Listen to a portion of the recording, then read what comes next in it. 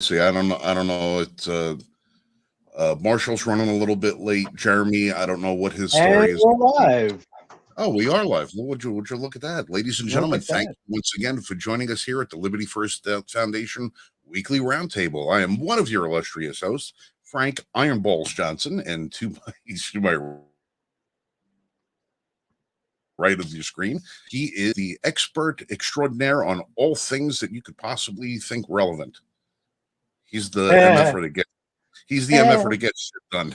So, all right, as you notice tonight, we're a little bit short-handed tonight. We have some technical issues. We have some technical difficulties with not computer, but I think transportation. A couple of guys are running late, getting back to the office on this Friday night. So you're just gonna Just get there safe. That's all that matters. We yeah, will be here. they will be there in time. So in the meantime, the people that'll be here to bore the shit out of you this evening are myself and Peter. So, Peter, what's new in the news today? What's new in the news today? Oh, well, we got Trump. Anything Trump's I don't going know. down. Huh? Oh, well, he's going somewhere. What direction we don't quite know yet. Yeah. What? All right, now, all right. In full disclosure, Peter lives in a home with a very well-regarded attorney, and I don't know if you've had any conversations with your better half regarding the charges that have now been levied against President Trump, which we don't even know necessarily what the charges are. We just know that an indictment was handed down Correct. uh, That is. earlier earlier today, but we do not know the contents thereof. But we do know that of the potential charges that were bantered about recently, uh, it's a campaign finance violation, which is generally handled in the federal court system, not district court in New York. And the statute of limitations is 2 years to something being charged for 2016. So, as far as I can tell, I don't necessarily know what the hell they're doing with this thing, especially considering that they don't even have jurisdiction. Statute of limitations is up, and they've gone through what 23 different grand juries trying to seek this indictment. I was very interested in seeing the interview with Dershowitz today, saying that New York better have him slam dunk case closed. Otherwise, it's going to be the biggest shit show that they got going on. Because I'm sorry, I'm me I personally, I'm kind of happy that it actually went forward because this would be precedent now, and there are a whole bunch of other presidents that have done some not so good things. I say let's go. Let's get them all. Let's go back. well, Dershowitz did say that if that he more than likely feels that the case is going to get thrown out if and when it does go to a trial. That any self-respecting judge is going to look at the case, see the violations that conduct, and say, it's bad enough you withheld 600 pages of exculpatory evidence from the 23 grand juries that you interviewed, but now you're going to go ahead and bring forth these charges that you have no jurisdiction for, and that the statute of limitations is up, and is going to throw it. But this is New York. You know, anything can happen in New York, as far as the courts are concerned. So I don't necessarily know what's happening.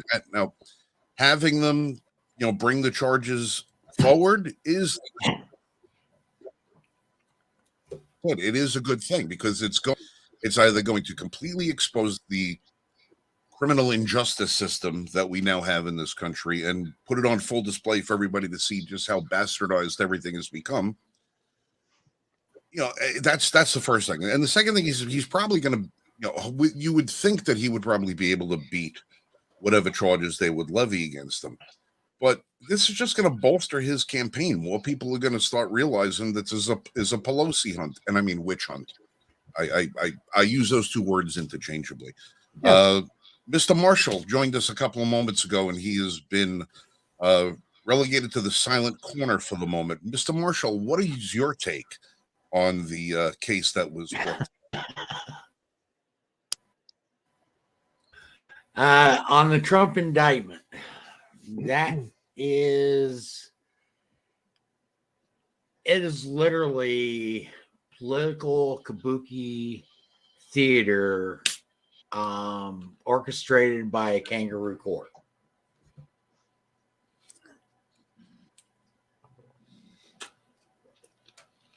That's about all I've got to say about it. I just like the fact that it opens the door for everybody else. Well, it opens the door, but just because the door is open doesn't mean someone's going to walk through it.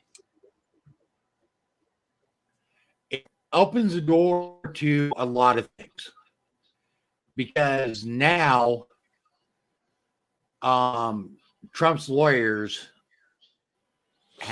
have the ability for discovery, and they literally open the door to a lot of discovery into the Attorney General of New York, for one, based on political leanings and so forth, because that's their main basis of defense. So right there opens up a huge can of worms, and being able to campaign contributions and etc.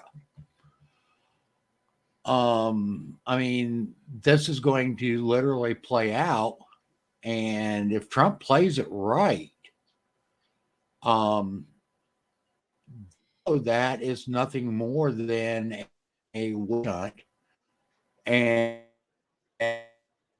the defense can actually backfiring hard on Democrats. Well, the longer this thing goes, the more it's going to keep Trump's name in the headlines. And if they manage to petition and put cameras in the court, I don't necessarily know if they're going to be able to do that. We know they'll have the courtroom audits and stuff like that. But every single day coming out of this thing, unless the judge slaps a gag order on everybody, every day is a campaign commercial, a new campaign commercial. Every single one of them, you know. So the only way Trump loses is if he would have get convicted. And I don't see how they're going to possibly convict him on the charges that they have. You know, I don't see it. I mean, unless the jury, it's going to be hard, because it's going to be hard to convict him on the charges that he's indicted on. One thing, okay, is Trump needs to play his defense as this is pure politicism, and it is weaponization of political offices in order to maintain power for the Democrat Party. That should be a huge part of his defense of.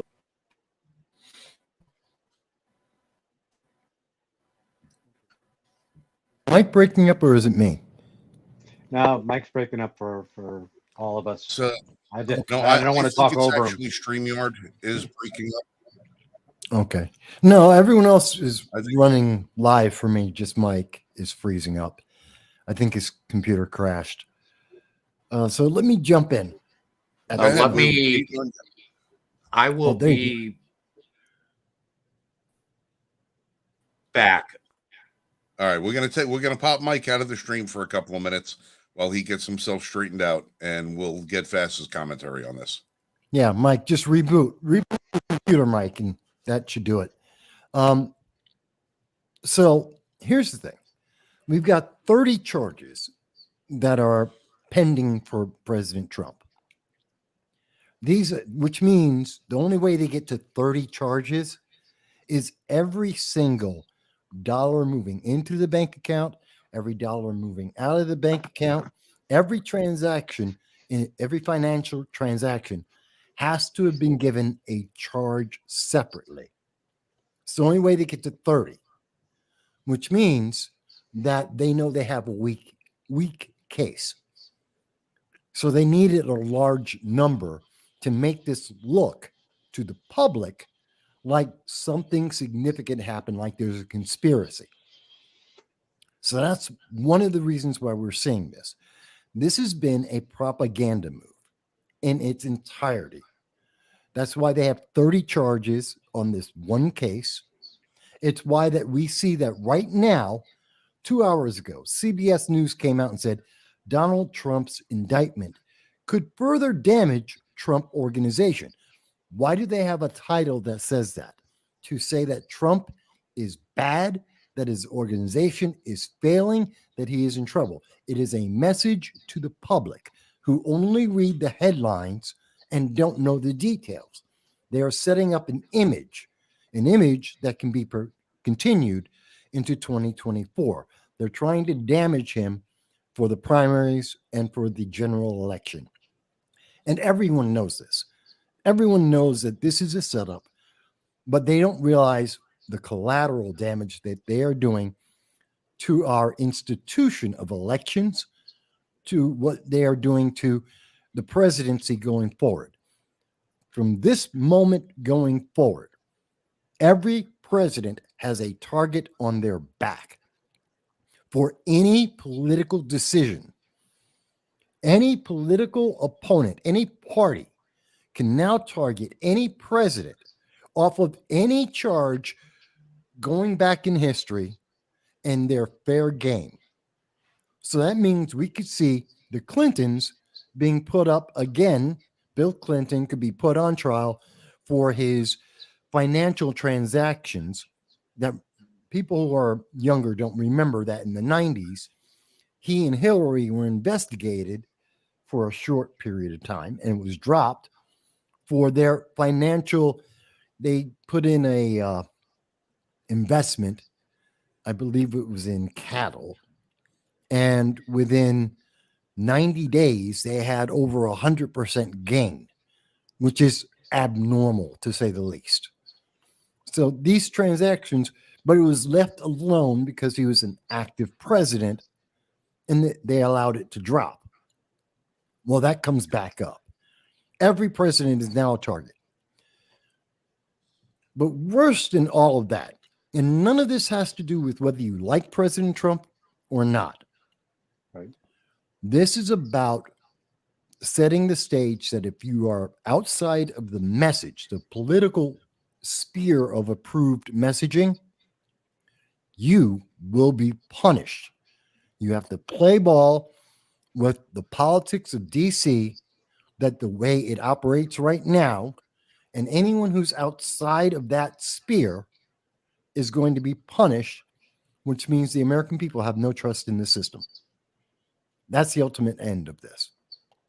Well, you're also having people saying if they could do this to Donald Trump, imagine what they could possibly do to me. You know, because I mean, aside, like you say, go back and look at all this stuff. If they're going to go through this, then if we're eliminating the statute of limitations as one of the benchmarks of jurisprudence, then I mean, crying out loud, if somebody omitted something on their taxes 25 years ago, yeah, might as well bring them up for that. I mean, the case is as minimal as it is, they're going to be able to bring back. And the fact of the matter is, what they've tried to do is concoct what was, if it even took place, even if it could have been proven that it took place, a misdemeanor. Yes. From 8 years ago. Yes. And trying to coordinate and turn it into a felony. I tell you, this is exactly what the ATF is doing by changing the rules without legislative authority. And how the hell this district attorney can go ahead and do this and not. And now it's just an indictment. An arrest hasn't been made, fingerprints haven't been taken, photographs haven't been taken. You haven't had the perp walk or anything else like that. You haven't even had the former president. I want to see how they're going to do that too. The BBC has already reported that there will be no handcuffs. No, Secret Service is not going to even allow a member of the uniformed NYPD to get near the president. They would escort him in and out of whatever facility of his choosing to do the clerical work on this thing. But say they're going to go through all this stuff. It's not going to be until he enters a plea and it gets entered into, now it's on the docket. Okay, now you've entered a plea. The plea is going to have to be entered in front of a judge, and the judge is going to, at that point, put it on the docket as, you know, schedule for a quote unquote trial. It's not until that time that another judge is going to be able to even have the ability and decide to say, you know what, this is a whole bunch of bullshit, and overrule it. Because a judge can come in and throw out the charges. A judge can come in and vacate the indictment completely, you know, and a judge can come in and cite the Alvin Briggs for prosecutorial misconduct. It can be done, but it can't get done procedurally until certain steps are done. So what they're hoping, they know that it's a possibility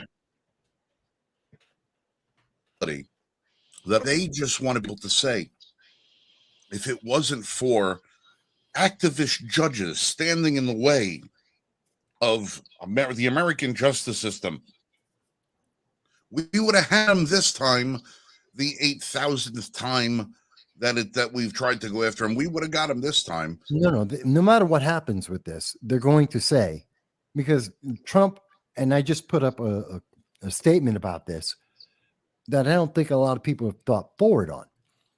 Let's assume that whatever the charges are, let's assume that Trump is convicted. He goes to jail or prison, whichever one. The Secret Service has to go with him. He's still a former president. He still has clearance and has knowledge of top secret eyes only information.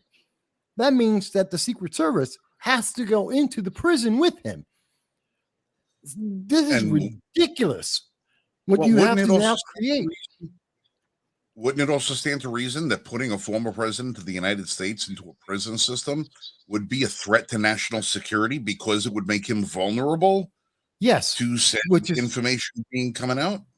Yes. And this is yet another reason why, when he gets, which is why he wouldn't be convicted. Even if he were to be convicted, the sentence would be commuted. But no matter how this goes forward, the fallback for the Democrats are, see, the system is rigged against him.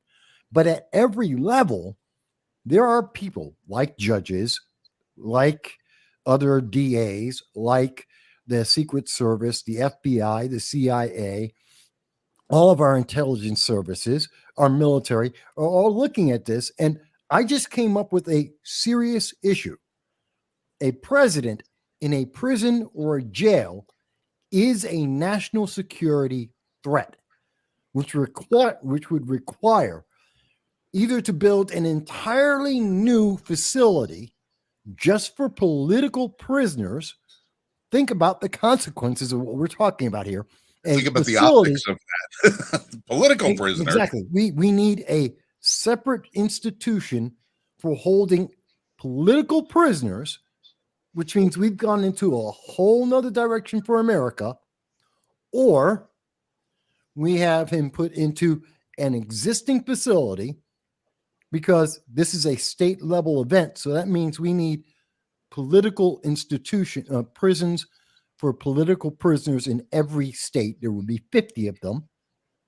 So that means we either need 50 political prisoner institutions, or he goes into a state institution, which means that the CIA, the FBI and the Secret Service would have to be involved in our prison system, which is another fiasco all its own. This doesn't work. So they're all going to be trying at some level to try and get Trump out of this and let this thing disappear. And the Democrats are going to say, it's because the system is rigged. No, you have fundamentally destroyed the system for a misdemeanor. Let's understand that. For a misdemeanor. That the statute had run out on. Exactly. This is really devastating. All right. Now, in my little control panel down below, I see Michael Marshall has got himself up and running, but I don't know if he's ready to come back into the stream. So if he wants to give us a thumbs up when he's ready, All right, now he's ready to come back in. There he is, Michael Marshall. I'm back. I'm on my cell phone right now, waiting on my computer to reboot. Okay, there you All right, go. I just didn't want to throw you into the stream unless you were print. Oh boy. So now we got, all right, so we got this whole thing, and we were talking earlier about discovery.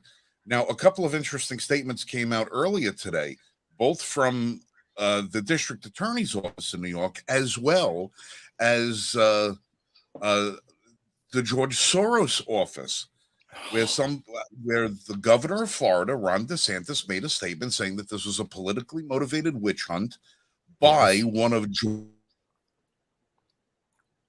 Soros's well-funded, to which the district attorney saying he has no affiliation with George Soros whatsoever, even though campaign records show that Soros made substantial donations to a particular group of district attorneys in an effort to get his kind of justice elected office. And then Soros comes out today and said, we have no contact whatsoever with Briggs. We don't know him. We don't met him. We haven't donated to him. Which is a lie. So if it's going to come down to a matter of discovery at some point, unless the judge is going to come out and saying, this is one of our defense tactics, is to show that this is a political witch hunt. Unless the judge says that's immaterial and he refuses to, or she, because we don't know who's going to be doing the judge yet, doesn't allow that to be one method of defense, it's going to be hard to get that information, at least on the record. You'll get it in front of the jury. A good lawyer will get it in front of the jury. But getting it as a matter of record would be a little bit more difficult to do. Actually, it'd be easier to get it as a matter of record, not in front of the jury. Okay, in the courtroom. No. What I'm saying is this. Anything that you say in front of a jury is there. It's in the courtroom. It was said. No. What would happen having it recorded as a matter of record in the case to be considered for deliberation later on, because somebody could say something and the judge says, ignore that statement. Well, what would happen? Ignore the statement on record, but you're not ignoring it in the minds of the judge or the jury. So it can still be brought up. It's just a matter of getting it recorded. What I believe would happen, and I'm sure lawyers would double check me on this, but because it would be in discovery, it would have to go through the judge to be allowed as evidence into the courtroom, to be entered into the court, and then they would discuss whether it could be presented to the jury.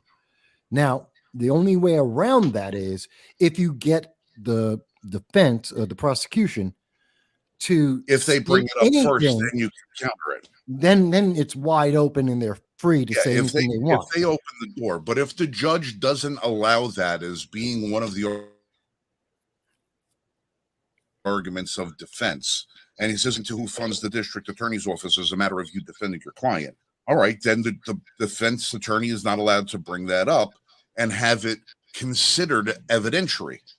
But a good lawyer is going to say, well, you know that Alvin Briggs is funded by George Soros, and then everybody objects. The judge says, jury, disregard the statement by the defense attorney, strike it from the record. Well, the seed is now planted. Well, no, you wouldn't see that happen because the judge, depending on how serious it was, the judge could say, okay, that's a mistrial. We restart, redo everything, which, depending on the defense, they may be willing to do it. But that defense attorney would then be facing disbarment. But considering the degree of this, it may be worth it. There's no disbarment risk for saying something in court. The disbarment risk is if you're censured by the judge or if you're held in contempt by the judge.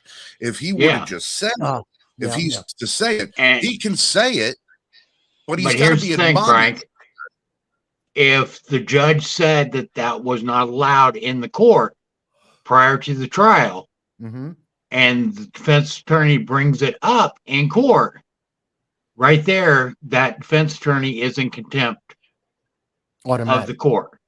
He literally violated the judge's orders.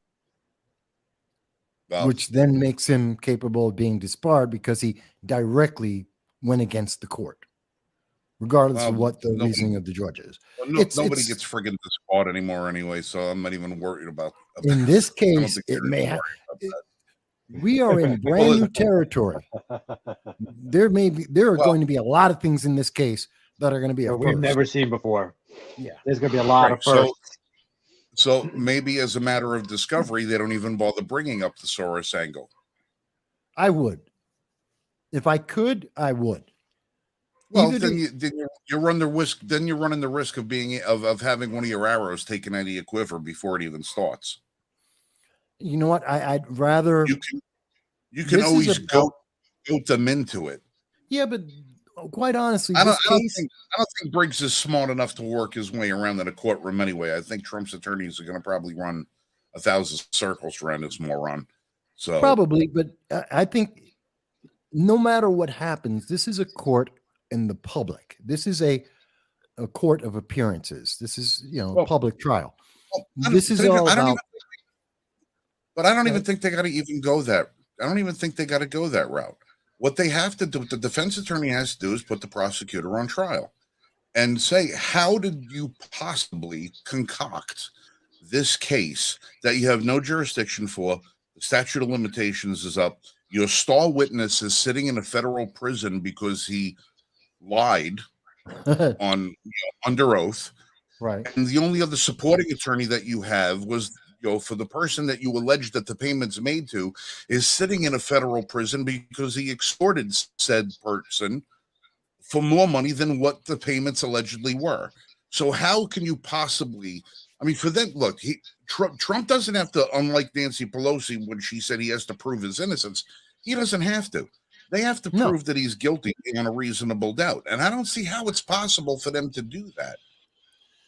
Now, I know we're all going to look at it, I'm still trying to look at it as if I'm giving a little bit of credence to the legal system, a little bit of hope that it hasn't been compromised completely yet. But no, it did. It's completely compromised. I would just hope this is compromised. And you got 12 people, and there'll be 6 alternates probably on this thing. So you got to convince 7 people that he didn't do anything wrong. Because if they find one person who thinks that he's innocent and they figure out how to replace that person, you got to have the 6 people that they, that are sitting on the standby jury also believe it. So he's got a 7 out of 12, 7 out of 18 to have to be convinced. They don't care about that. That's assuming that's assuming that the decision actually matters. It means nothing because even if he's convicted, Trump can still run. This isn't about. There's nothing in here in this case that would relinquish his ability to run for president. The only thing that we have that other people have to consider is how corrupt the judge may be. What happens if the jury comes back as a non-guilty verdict and the judge decides to vacate the jury's decision?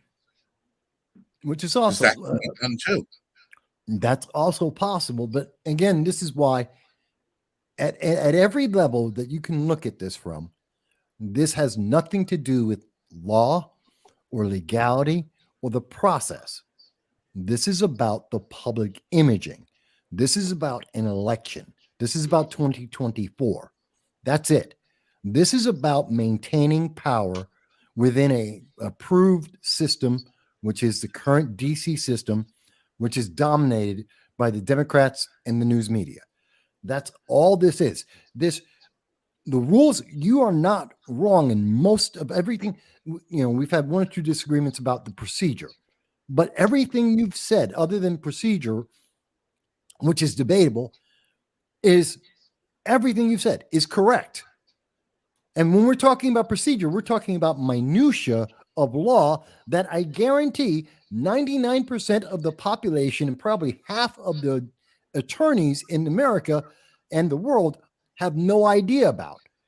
That's how minute we're talking about when we're talking about some of the procedural stuff.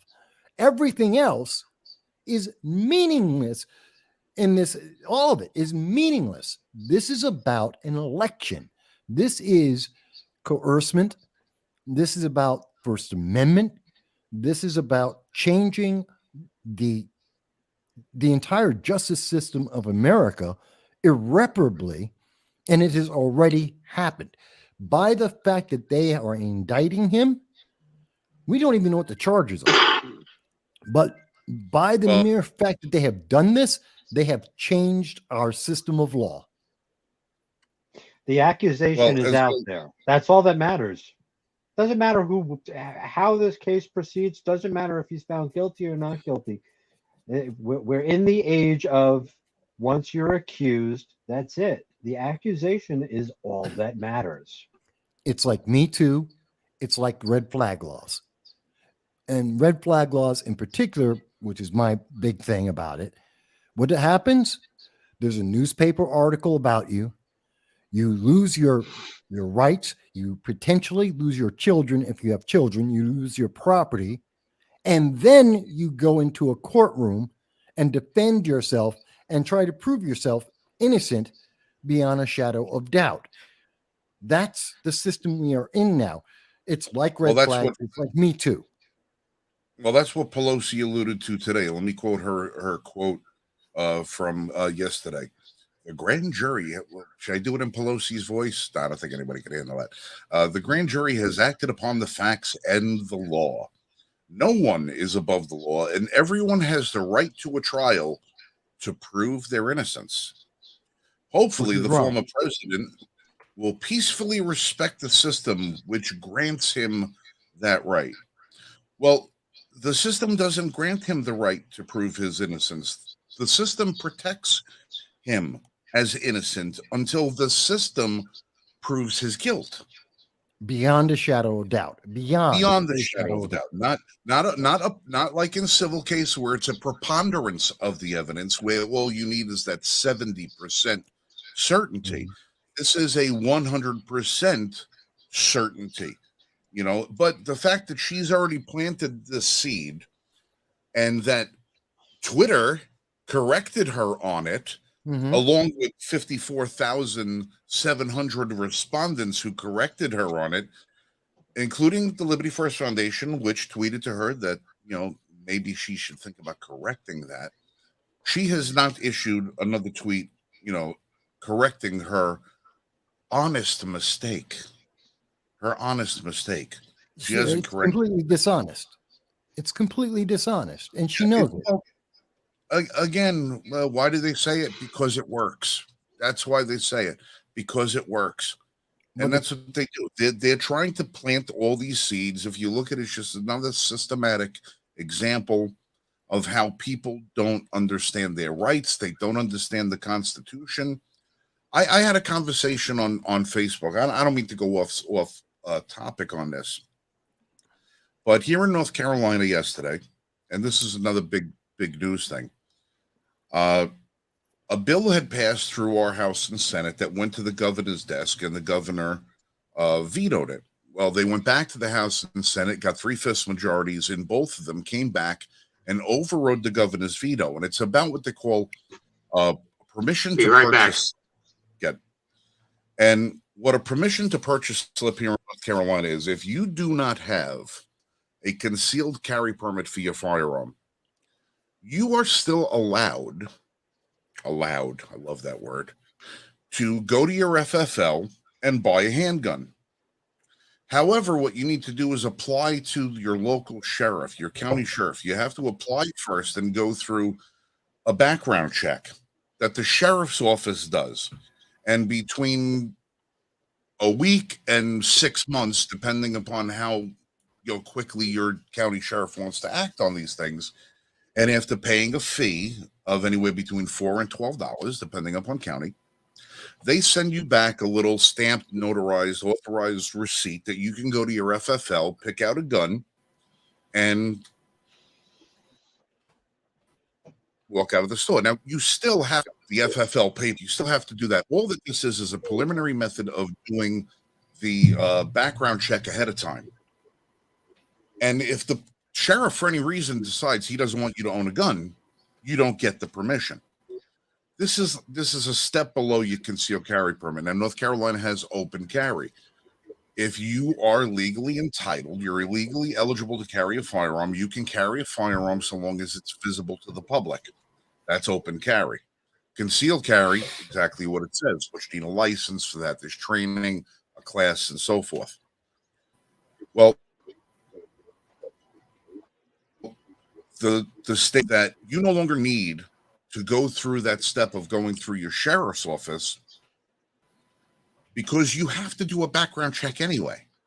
When you go to the gun dealer, they have to do a background check. The NICS check. It's what everyone who's ever bought a handgun or a firearm, a shotgun, whatever, you have to do the NICS check.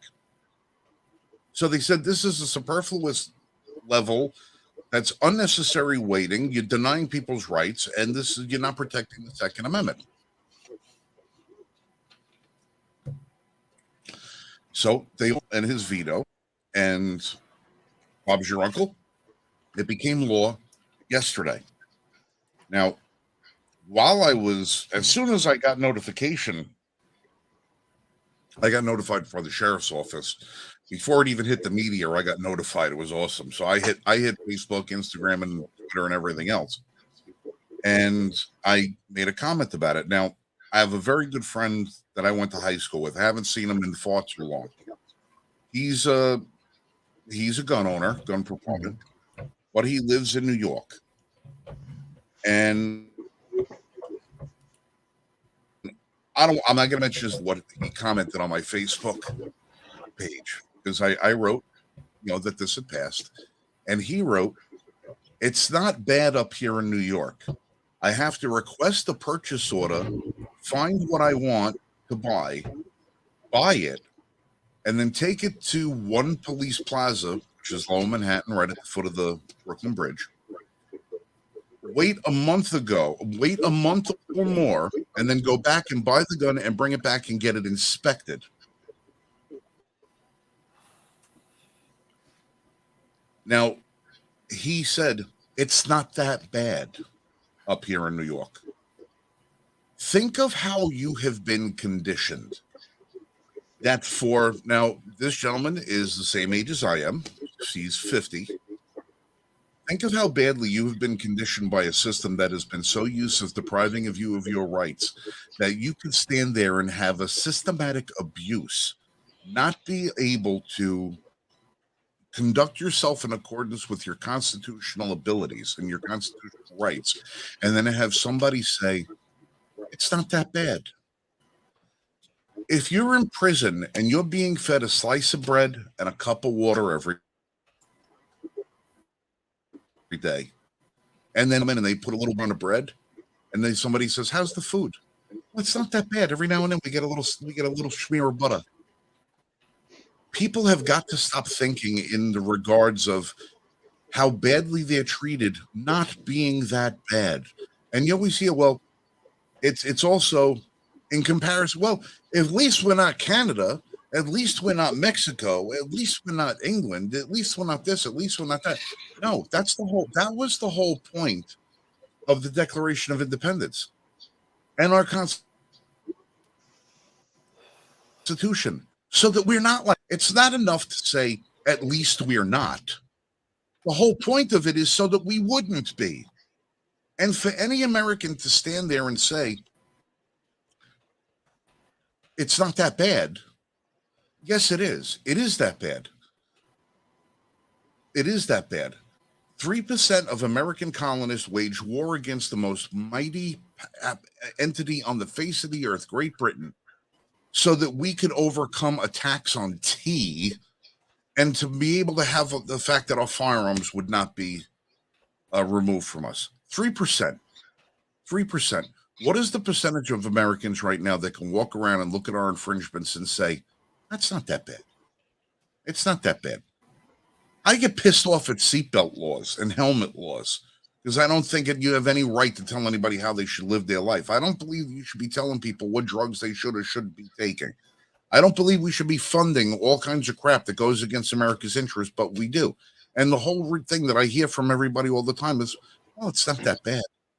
It's not that bad. It is that bad. Get the government out of your lives and get your freedom back, and you'll learn to see just how bad it actually was. Don't be a victim of Stockholm Syndrome just because it's your government that holds the key to the lock. You control your government. Your government is not supposed to control you. And that's just the way I'm looking at it. I don't know. Am I wrong? The reason I wrote my name so large is so that the king could read it without his spectacles. And there you go. You know, I want No, to again, but Marshall, am I wrong in that assessment when I see something? Go ahead.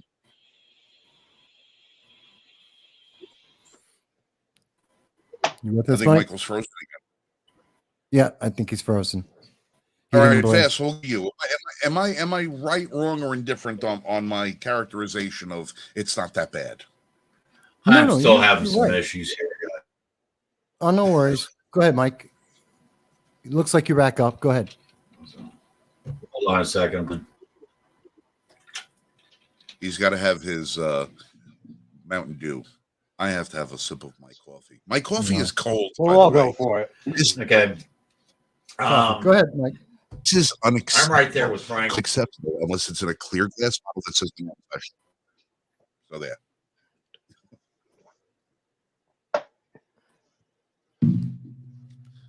Tonight's episode. Put it on the heat lamp.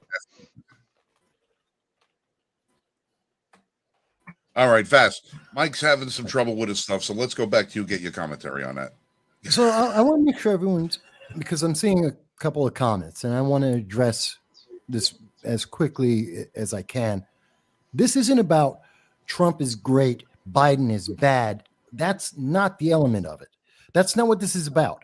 Again, I don't care if you like Trump, hate Trump, that you're a libertarian, a conservative, a progressive, I don't care. You could be Green Party communist for all I care. This, other than the fact that the root of the problem for this is about an election in 2024, other than that, which is, yes, that is partisan, that is Democrats versus Republicans. Separate of that element, this is a discussion that I believe we all agree is about the future of America, about our legal system, about justice, about freedom, both in speech and in our courts. This is about the Fourth Amendment, the Fifth Amendment. This is about America and what freedom means for the rest of the world. And our legal system, our justice system, the core of our Constitution is being changed before our eyes. And regardless of whether you love or hate the people that are involved, this is what is happening. And the propaganda that is being put up to justify it is meant to obscure the fact that we are changing fundamentally our government and the way we can live our lives going forward. Because if it can happen to an ex-president, and that means it can happen to every ex-president and potentially every active president, that's the precedent that's being set here, then it can happen to everyone in this country, and the ramifications are massive. We have to understand the consequences. Is this worth it to change everything fundamentally? So if you want to say, I don't like Trump, I don't care. You can tell me you don't like Trump, you love Trump, I don't care. And I don't think anyone here is talking about whether we love or hate Trump. Could care less. We're talking about what's going to happen to America. And these are the consequences and the most likely outcomes.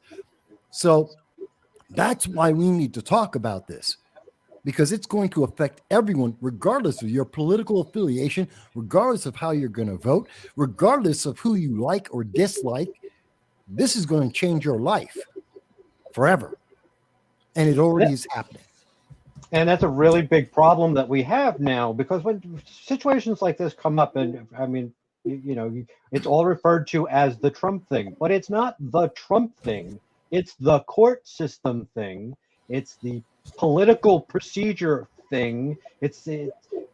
I every single time something like this comes up and I start to discuss it, and people are like, oh, well, so and so. I don't care who the so and so is. That's not the problem. If it was Obama in this very same situation, I'd be saying the same thing. It's to a point of ridiculousness.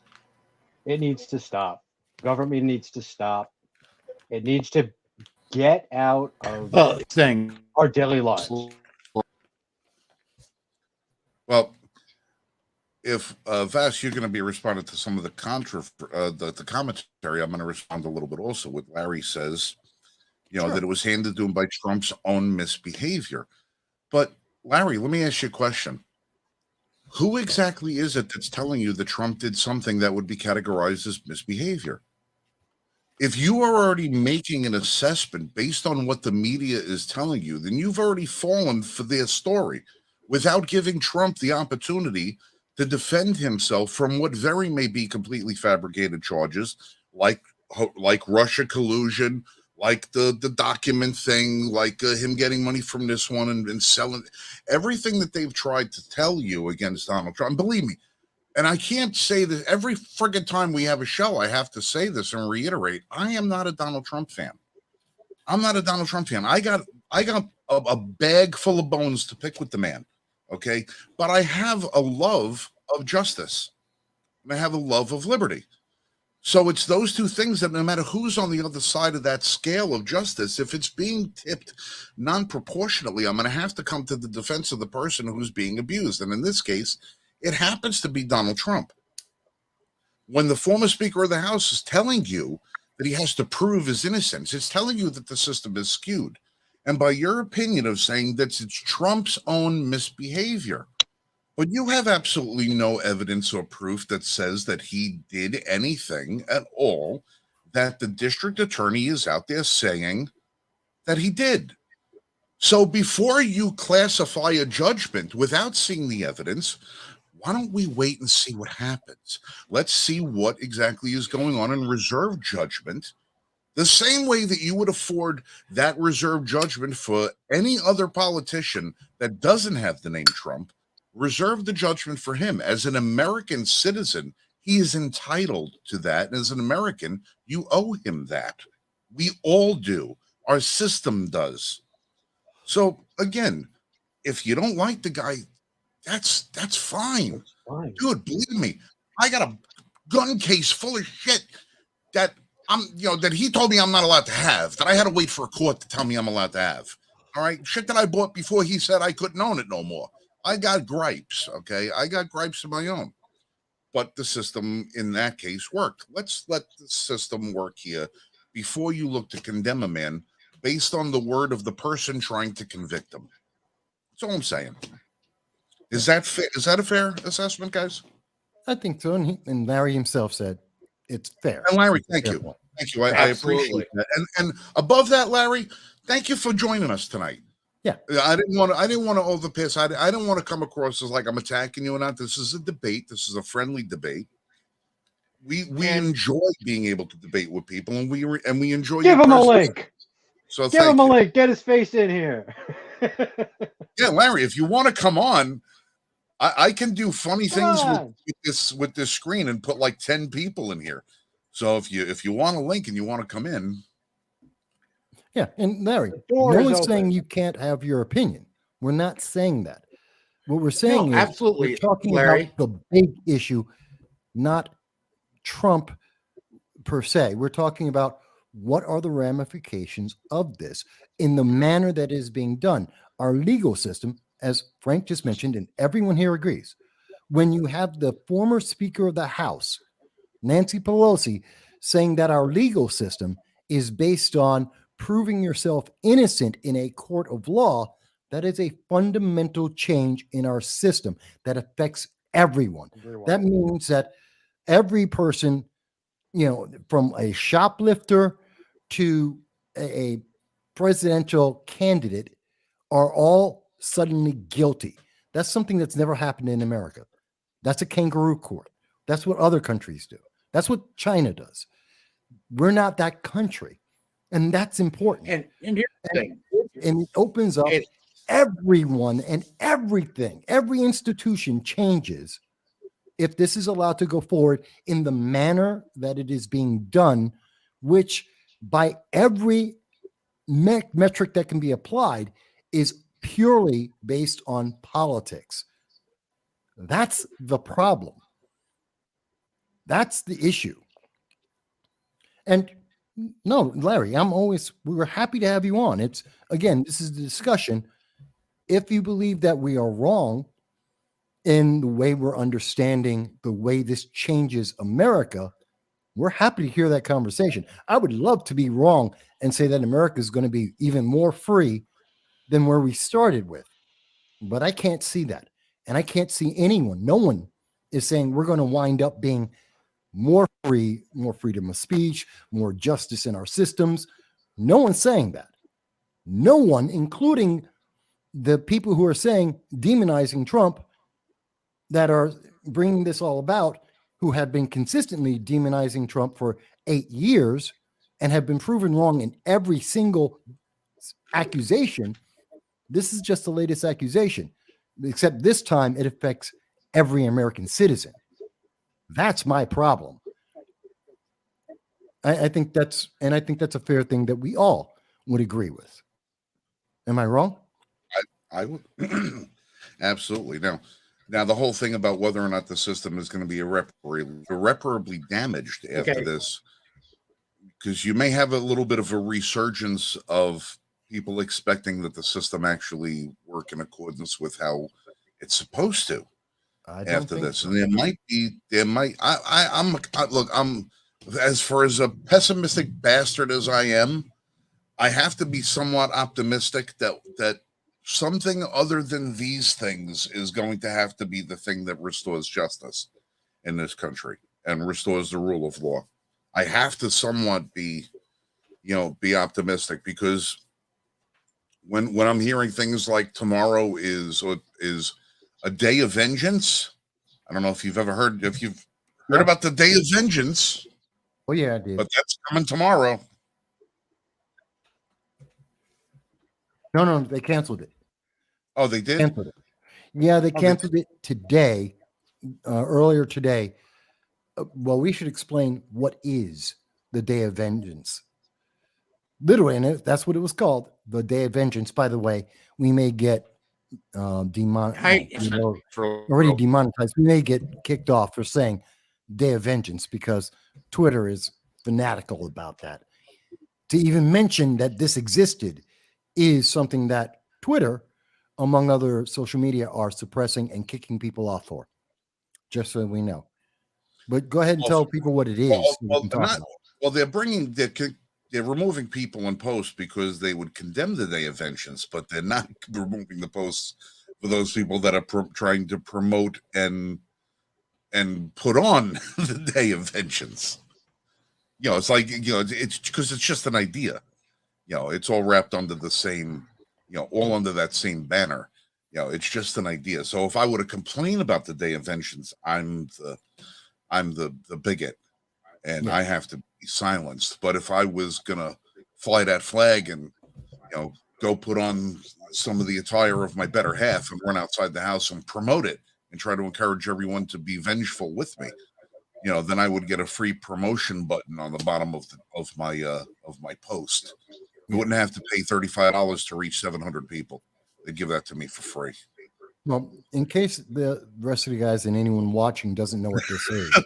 Yeah, I know we're being very cryptic about it right now. People are like, the Day of Vengeance was created by 3 organizations, primarily an organization called TRAN, T-R-A-N.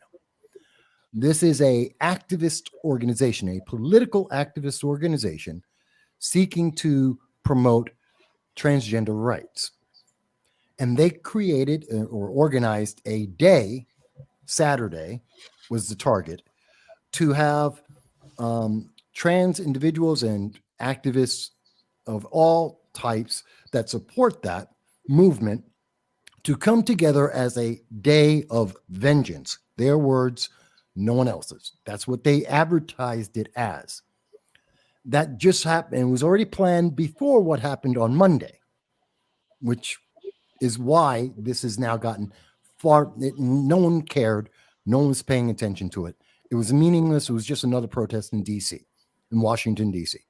Then Monday, with the trans shooter in Tennessee, that elevated it to a national issue. and it drew a lot of attention, and it seems certain threats. So what they were going to do is come into DC and to, as the organization Tran says, to peacefully promote their and defend their right to support transgender movement. Why did they pick the word vengeance? I don't know, because it doesn't really sound like supportive or in defense of or a peaceful protest. It's an odd wording, but whatever. And so they have now, since Monday, when everyone finally found out that this was actually going to happen, then they started getting backlash. And there were at least 3 cases, as far as I've seen in the news media, only 3 pieces of evidence that were violent responses to their protest out of the potentially thousands. News media are only aware or only reported on 3 actual emails that they had received. And because of that, they now canceled the event. The key question everyone was wondering about is, was this going to be another Antifa style protest, which we see often from the far left, where they will take it's like the Night of Rage in Atlanta. Key wording. This is the protest against Cop City, the fact that one of the autonomous zone insurrectionists started a firefight with police in Atlanta for illegally and in an insurrectionist and terrorist manner, took over property of the state of Georgia, fought with police so that they could disobey all local, state, and federal laws. That firefight resulted in one of those autonomous zone insurrectionists dying. The result was Antifa went into Atlanta under a Night of Rage, which we covered on this program, and tried to burn down the police department and several businesses and structures in Atlanta.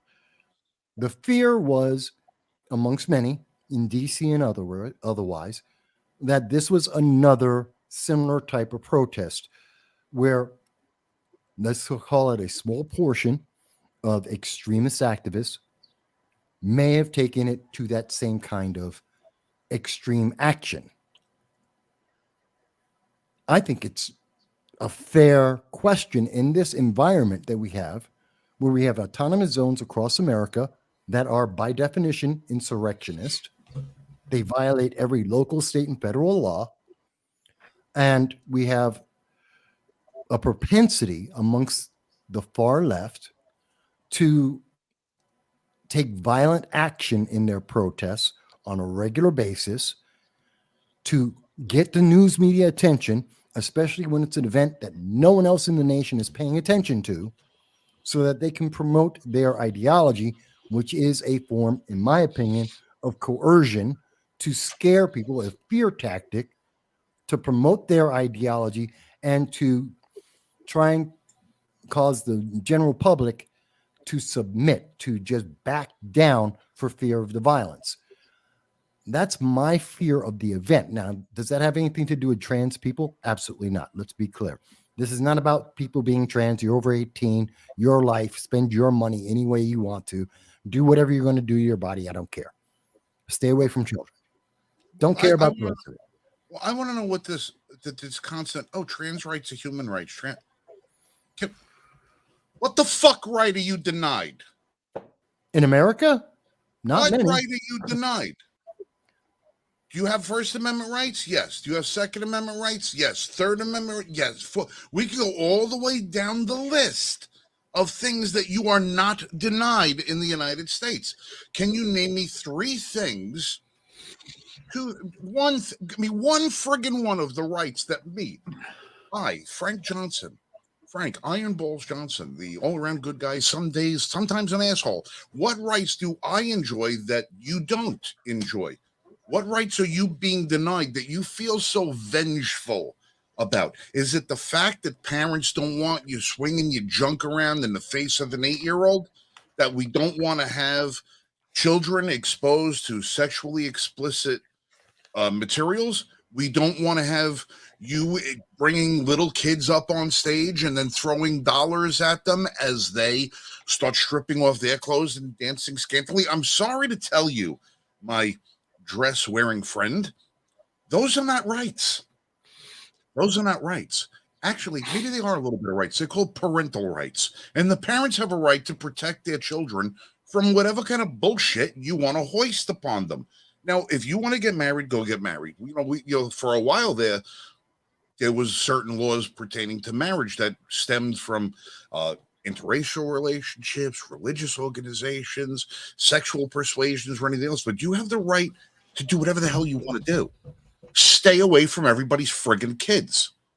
And if you think that that's a reason to be vengeful because a straight, I'll use this word and I hate it, cis male doesn't want to date you because we don't tend to believe that you have all of the necessary equipment for us to maybe raise our own family if you wanted to join in that relationship. If we don't want it, you don't have a right to our bodies. You don't have a right to our bodies. The men who become women that are mad at other women because they don't want to date those women because you call yourself a lesbian. Well, you don't have a right to their body either. You have a right to your body. You have a right to your body, to your activities, but you don't have a right to anybody else's.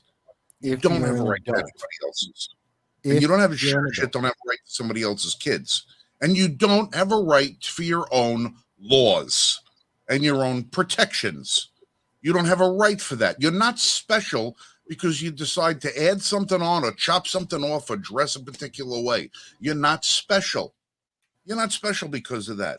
You're just one of 330 million other people who live in a country that is already being screwed over by the government that we elected. If you want to have a bitch or moan and complain about something, bitch to your government. Don't bitch to your fellow citizens. And don't you dare even think you're going to have a day of rage against other citizens and burn down their cities, their properties, or hurt their kids. Because then you'll know what vengeance looks like. Oh, did I go off on a rant there? No more than that. But okay. So now we got the quiet ones. Go ahead, Pete. Go ahead, Mike. I'm the emotional one in the group. Yell. Shoot him. There you go. We haven't heard from Mike in a while. Mike, what do you got on that? Years for marriage and equality. Okay. The federal government didn't recognize marriage until 1913. Mike, you're breaking up. Of money. Government wanted to get more money. Of course I am. Mike, you want to jump back on you? Can you jump back on your phone for the second half?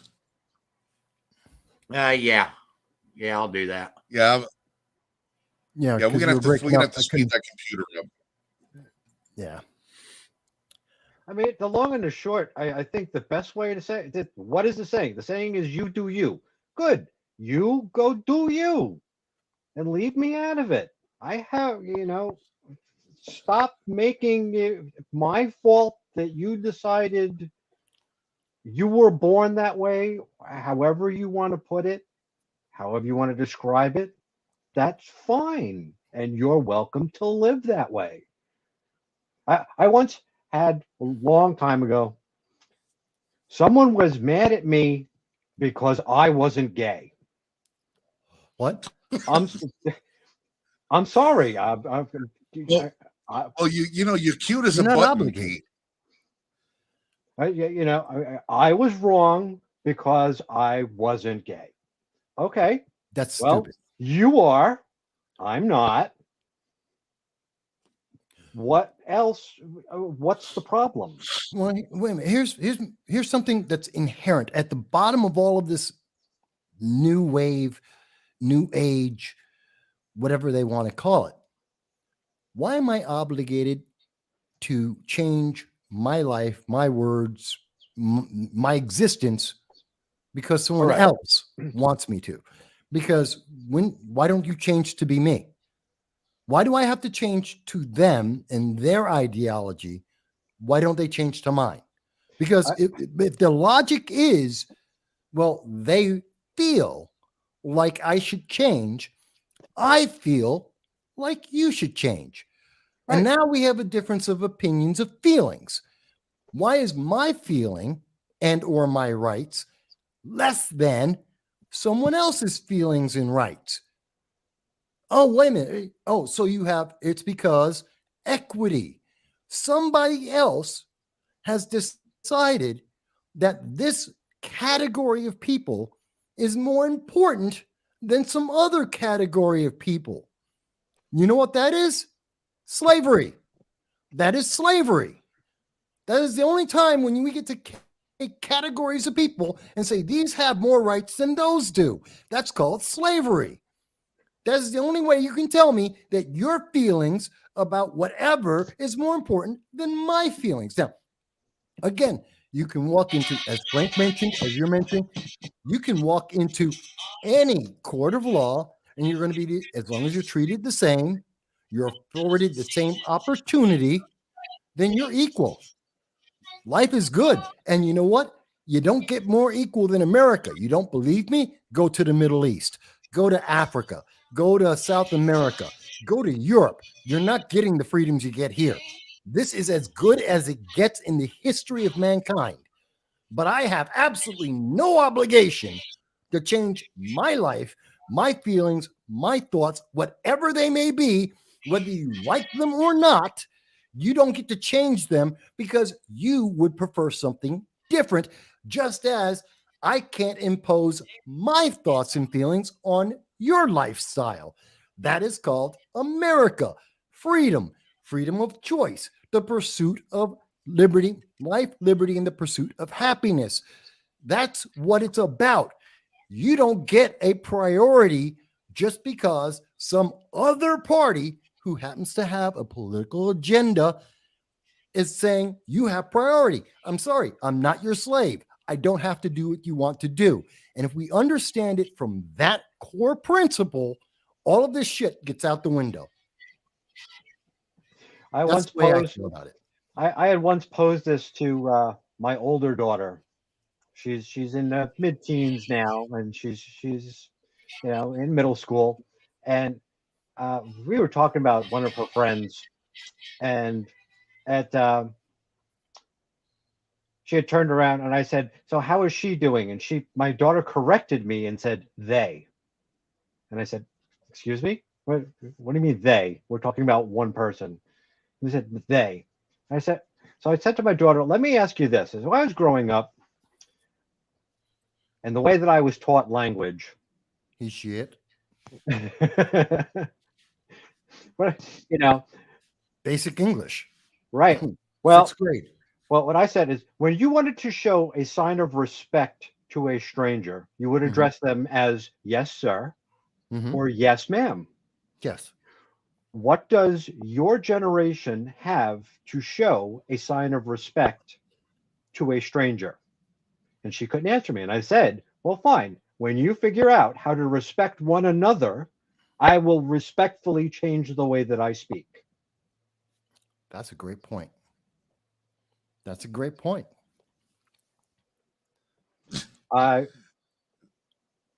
She has not done it to me since. Yeah. Yeah, How can I'm I not even, respectfully talk to your friend? look, I'm not even going to get into the whole pronoun bullshit circle arena because it's just so frigging stupid. It's just so friggin' stupid. Listen, you're born with something, or you're born. If you surgically do some hocus pocus on yourself, I don't care. You do not have the right or the ability to creep inside one of my ear holes and change the way I think or the way I'm going to address somebody. If you tell me if your name was Bob, but now you go by Bobby Lynn Josephine, and that's how you're introduced to me, I'll call you Bobby Lynn. I don't care. But when I go back to the house and somebody says, "Oh, you were out with all your buddies and you met Bobby Lynn. Tell me about him." Well, he's a nice girl. Listen, you're not changing me. You're not changing me. You can change who you think you are. You can change what you look like, but you can't change some fundamentals. And one of the fundamentals you can't change is the DNA. Another thing you can't do is change or coerce somebody else into believing something that they know not to be true, or that they believe not to be true. And if you want to know the best way I can put this together, if you put 100 women and 10 men on a barren island 100 years from now, you would come of people. But if you put 100 trans women and 10 men on that island in the middle of the ocean and came back 100 years ago, you know what you would have? Skeleton. 110 male skeletons. Nobody's going to give a shit when you're dead. When you're dead, listen, don't try to make your mark in society by who you are or who you identify as. If you want to make a mark on society and make the work by doing something of what you do, achieve something good, achieve something miraculous, do something important that helps all people, not one group of people, especially not one group of people that you're not even a part of. Don't try to diminish somebody else by trying to be a part of them and claim that you don't. What do they say? Don't appropriate. Being a male or a female is not a costume. It's But the way of life. It's who creates something, and then make your bones about that appropriation. If you want to do something good, invent something, write something, be something, aspire to be something, do something important. Don't do it just because you think you belong to some other group and expect that you're going to get respected just because of the way you think. There's a lot of people in this world do not get respected by the way they think because, quite frankly, they think like an asshole. Well, here's something that's important about this, and I think it's got to be brought up. I know probably half a dozen or more trans people throughout my life. You know, it's the joy of being political commentary, going around covering lots of events. I've met all kinds of people in my life. Fantastic. Don't care. I'll be right back, guys. Okay, Mike. So I don't care about that. And one thing I have found in every case with each of these individuals is that each and every single one of them want to be treated as a human being. And I have, and everyone I know treat them as human beings, and they live their lives and no one cared about. In every single one of those cases, each of those people I knew before the last 5 years. When all of a sudden, an activist organization has been trying to impose on everyone how we should treat or how we should live our lives in regard to this. Trans people aren't new. They've been around since about the 70s, since we could do the surgery. This is not new. They have lived amongst us for 50 years, and no one cared. Maxwell Klinger. No, there's a few. But here's the thing. Because we are trying to impose the feelings of the priority of feelings, the equity of feelings by some political organization, we are sometimes, and this has to be addressed, even if we are 1% of the time wrong, because we've seen an exponential increase in the number of young people who think that they are trans. It's gone from 0.5% of the population to now, according to recent polling, about 7 to 8% of the population of young people believe they're trans. If they are wrong 1% of the time, then we will get more people winding up disaffected, angry in their lives, feeling like they've completely screwed up their life.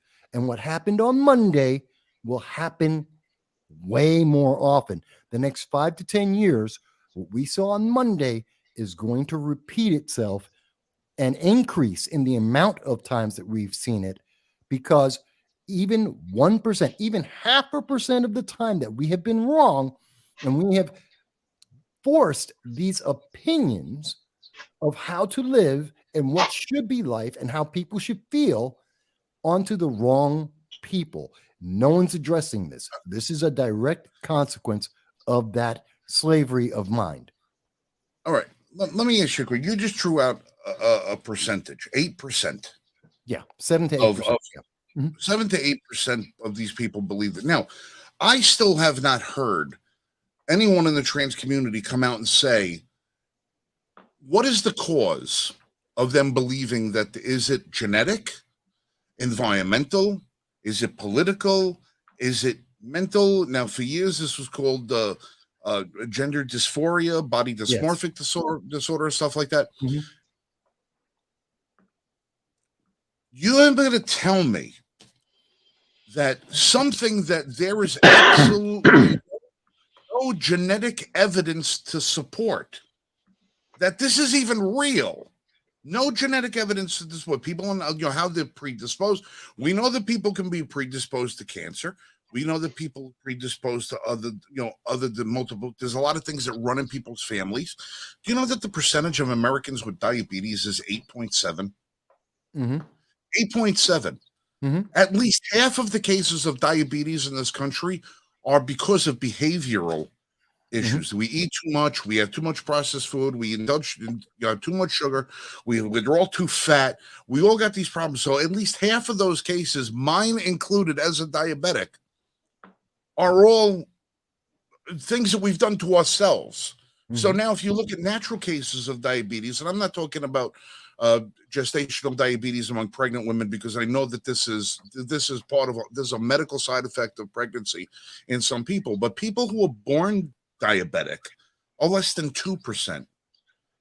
But we have scientific knowledge of why it happens. We know the causes. 8%. 8%. This is not psychological. This is not genetic. This is completely cultural. Yep. It is cultural. The explosion tells us. Yeah. This is a cultural issue, because I know damn well if you go to some little town in Nebraska or Bumscrew, Idaho, and you want to level that same 8%, you're not gonna get it. No. You're not gonna get that 8%. This is an environmental thing. This is something that you have got to be teaching these people this stuff. You've got to be confusing these people. You've got to be, when they talk about affirming, oh, we need this gender affirming care. We have to be able to affirm it. No, what you're doing is taking a tomboy and trying to convince her that she's a boy, instead of just the kind of girl that likes to be rough and tumble and get dirty and box with her brothers. You get a little boy that doesn't like to get punched in the face by his peers. Oh, he must be a girl because he doesn't like combat sports. He doesn't like football. He doesn't like baseball. Oh, he's got to be a girl. There is an evil perpetuating through the school system that is contaminating the healthy young minds of people to believe that there's something that they're not. And for many of these kids, it is going to be too late. So when you have laws that come out and say you need to be a certain age, now they'll tell you at the same point that these little kids, they shouldn't get their parents' permission, or their parents shouldn't be notified that the child is having gender affirming care in the school. Why? That's insane. Why? Isn't it the parents that are going to have to deal with the ramifications of this? Isn't it the parents' Yes. responsibility who's going to have to seek medical care, medical treatment, is going to Yes. have to feed, provide clothing and housing and roofing and everything for this kid? Isn't it going to be the parents' responsibility? And thanks to Obamacare, it's now up to 26 years of age that they're going to have to provide medical care, medical coverage for this student so long as they're in college. By that point, isn't it a parent's right to know that this happens? How is it not? You don't want to tell the parents about this. A 12-year-old girl gets pregnant in high school. You know, you're not allowed to take that 12-year-old kid to the abortion doctor, if you want to call it a doctor, and have the kid have an abortion. There's rules that say you can't do that. You got to inform the parents. It's the parents' right, as a responsibility, as custodial guardianship, the parental rights. They have to be notified. Oh, they're trying to change that too. Yeah, but they're trying to say that any child doesn't have to inform their parents that if they want to get an abortion or get an abortion in some states. Well, you know what this is? You know what they are? You know what that they are? They're the Borg. They're the friggin' Borg is what this is. Okay. I had a discussion on this a couple weeks ago. Assimilate into their ranks. We will add your uniqueness to our own. We will add you to our collective. They don't have their own offspring to pull from, so they're coming after your kids. And they a couple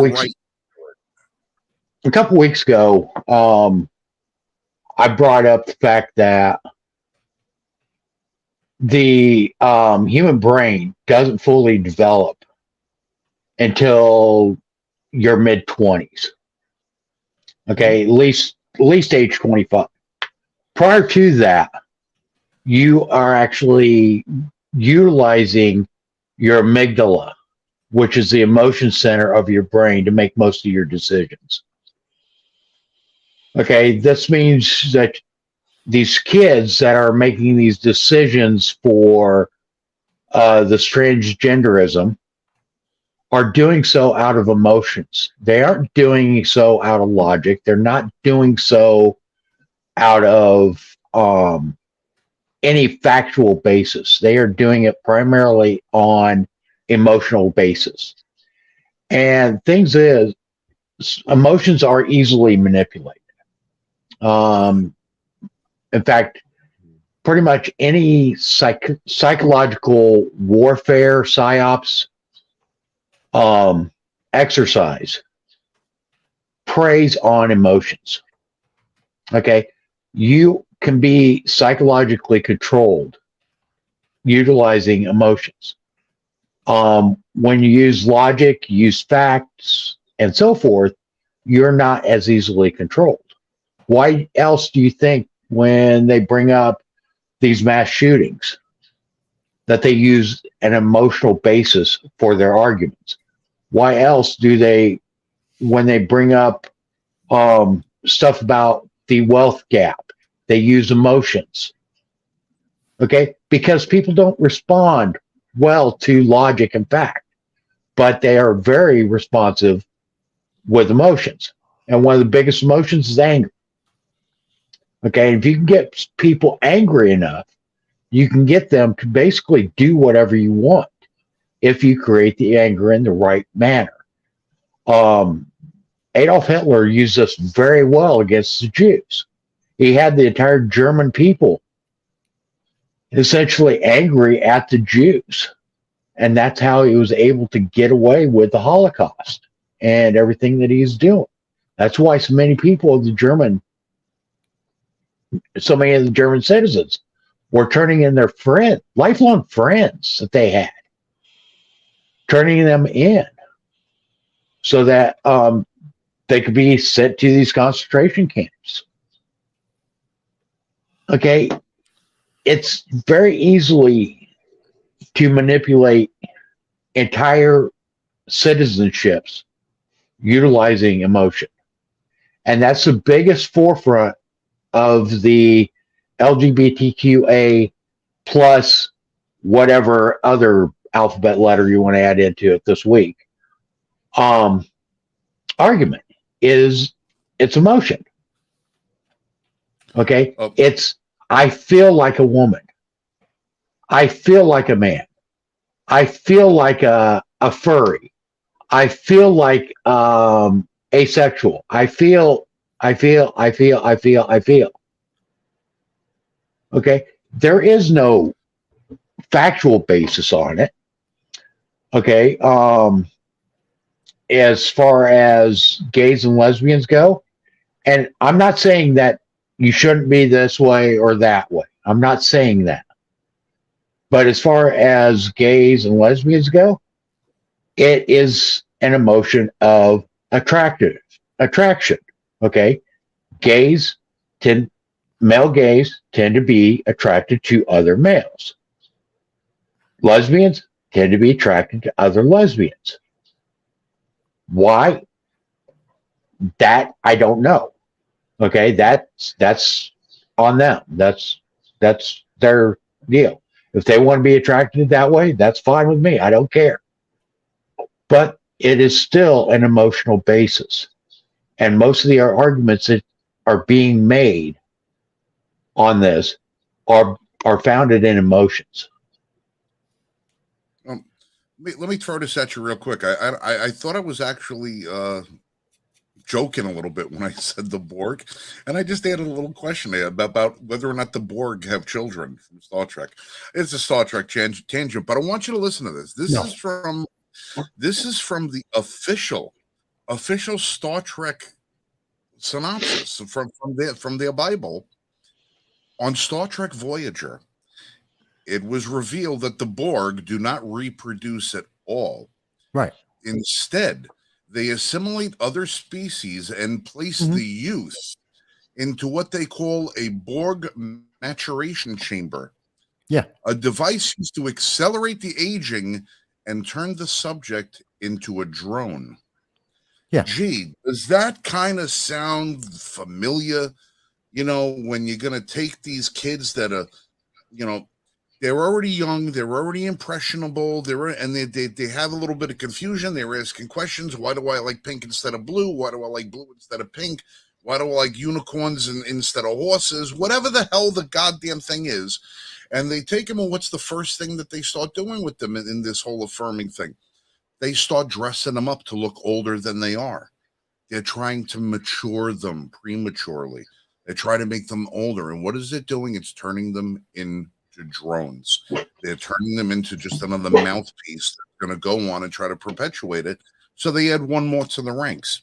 And to hell with the consequences, to hell with the danger, to hell with the fact that 42% wind up killing themselves, you know, after they realized that the confusion that they suffered as a youth turned out to just be nothing more than confusion, and now they've altered their bodies to the point where they've thrown away their lives and never have an opportunity to have a normal relationship and a normal future. So they wind up killing themselves. So parents, if you want to save your kids, don't go to the drag show. Take to the drag shows. Don't donate money to the causes, because they're coming for your children. One way or another, they're coming after your children.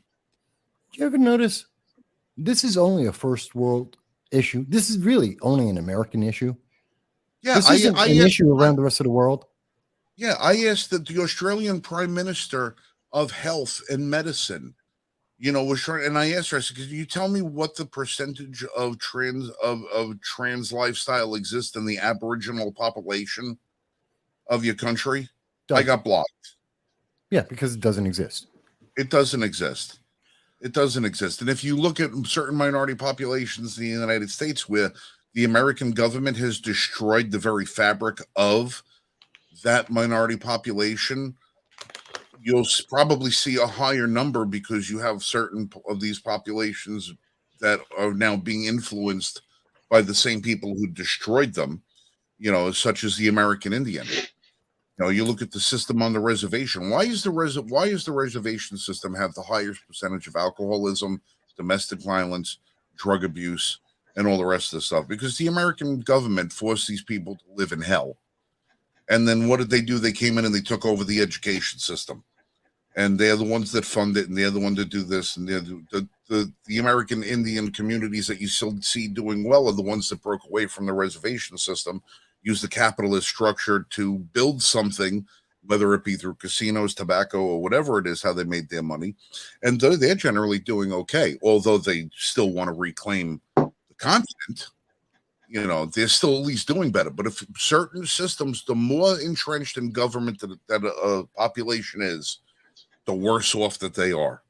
And if you look at where these things are prospering, it's in cities and states that have such an overbearing government that controls every aspect of it, that they can get in and pollute the minds of the kids before the parents have the ability to put a filter on them. Well, and that's one of the reasons why the DOJ was literally targeting parents that were talking out at school board meetings and classifying them as domestic terrorists. Well, yes, but it's really interesting to me that,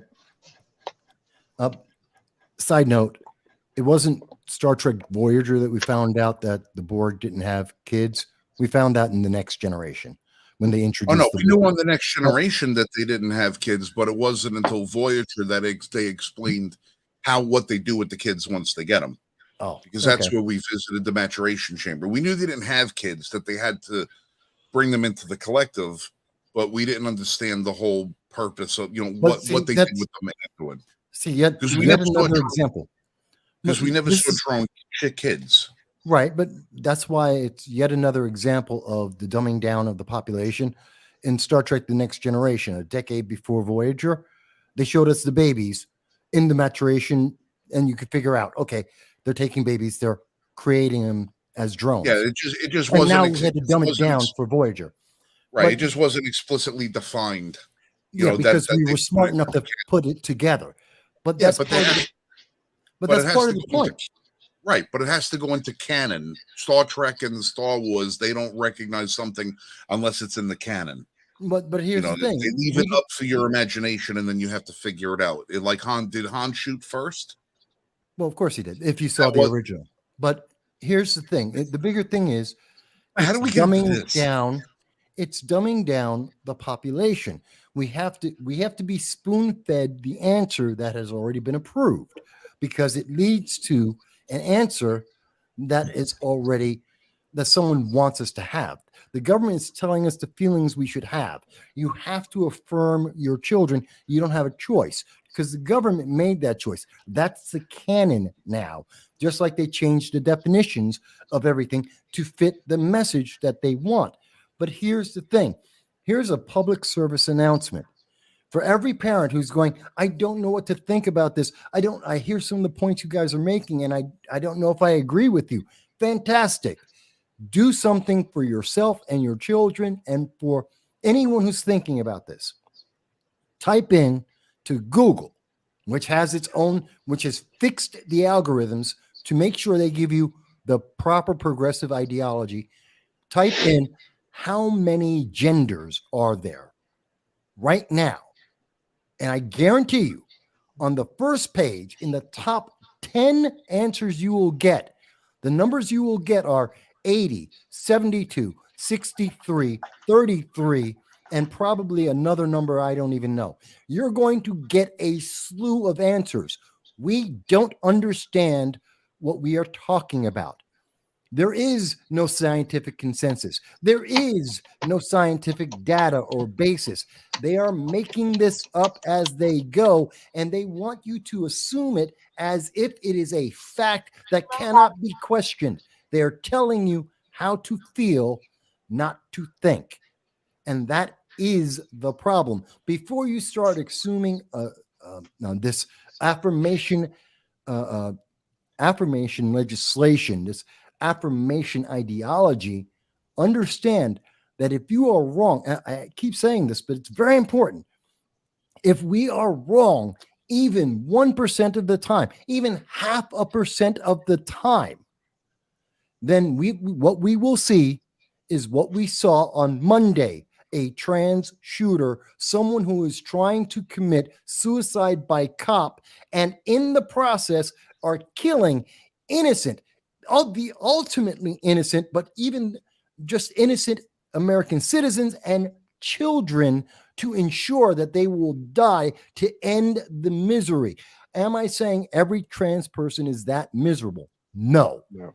But I am saying that even if we are wrong 0.5% of the time, there will be individuals who will look at what has been done to them incorrectly because they were pushed into this by affirmation, blind affirmation therapy, blind affirmation pushes into something that we don't even understand. We don't even have the language for this, and we are rearranging our language to meet a political agenda.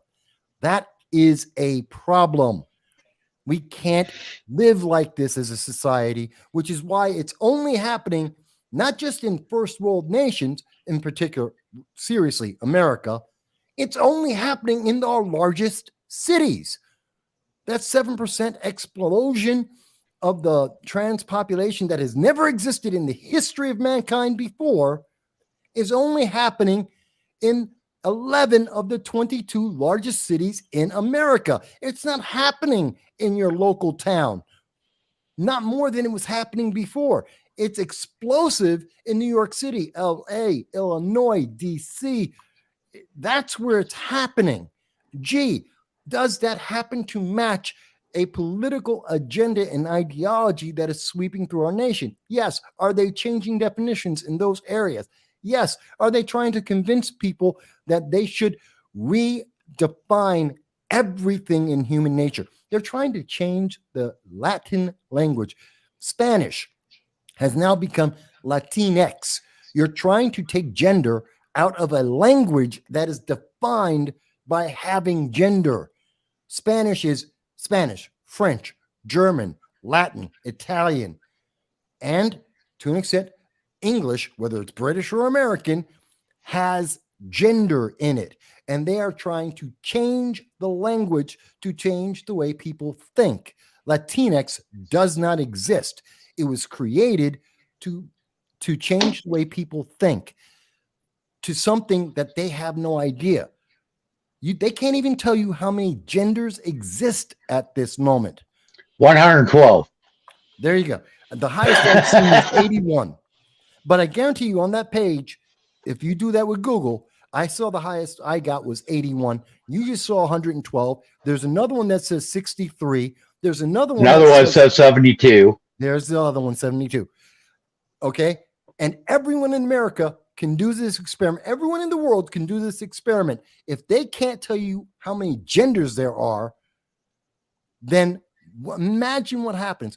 It's as simple as thinking, what happens if you're the 112th gender expression, and in 5 years they determine, nope, there's only 72 genders. What happened to those 30 some odd people? What happens to their life that they've committed to this ideology that suddenly someone's going to say, nope, we were wrong, that doesn't exist? What happens to those people? And if that can happen to them, what happens to a child that we have convinced to chop off their genitals?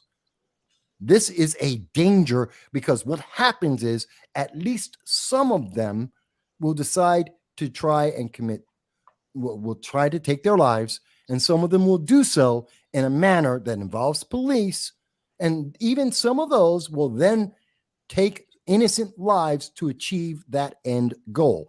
This is a problem that escalates, not decreases over time. I don't care how compassionate you are. This is a matter of self-preservation and national security and safety, to slow the hell down and think about what we're doing. And yes, restrict this to adults, not children.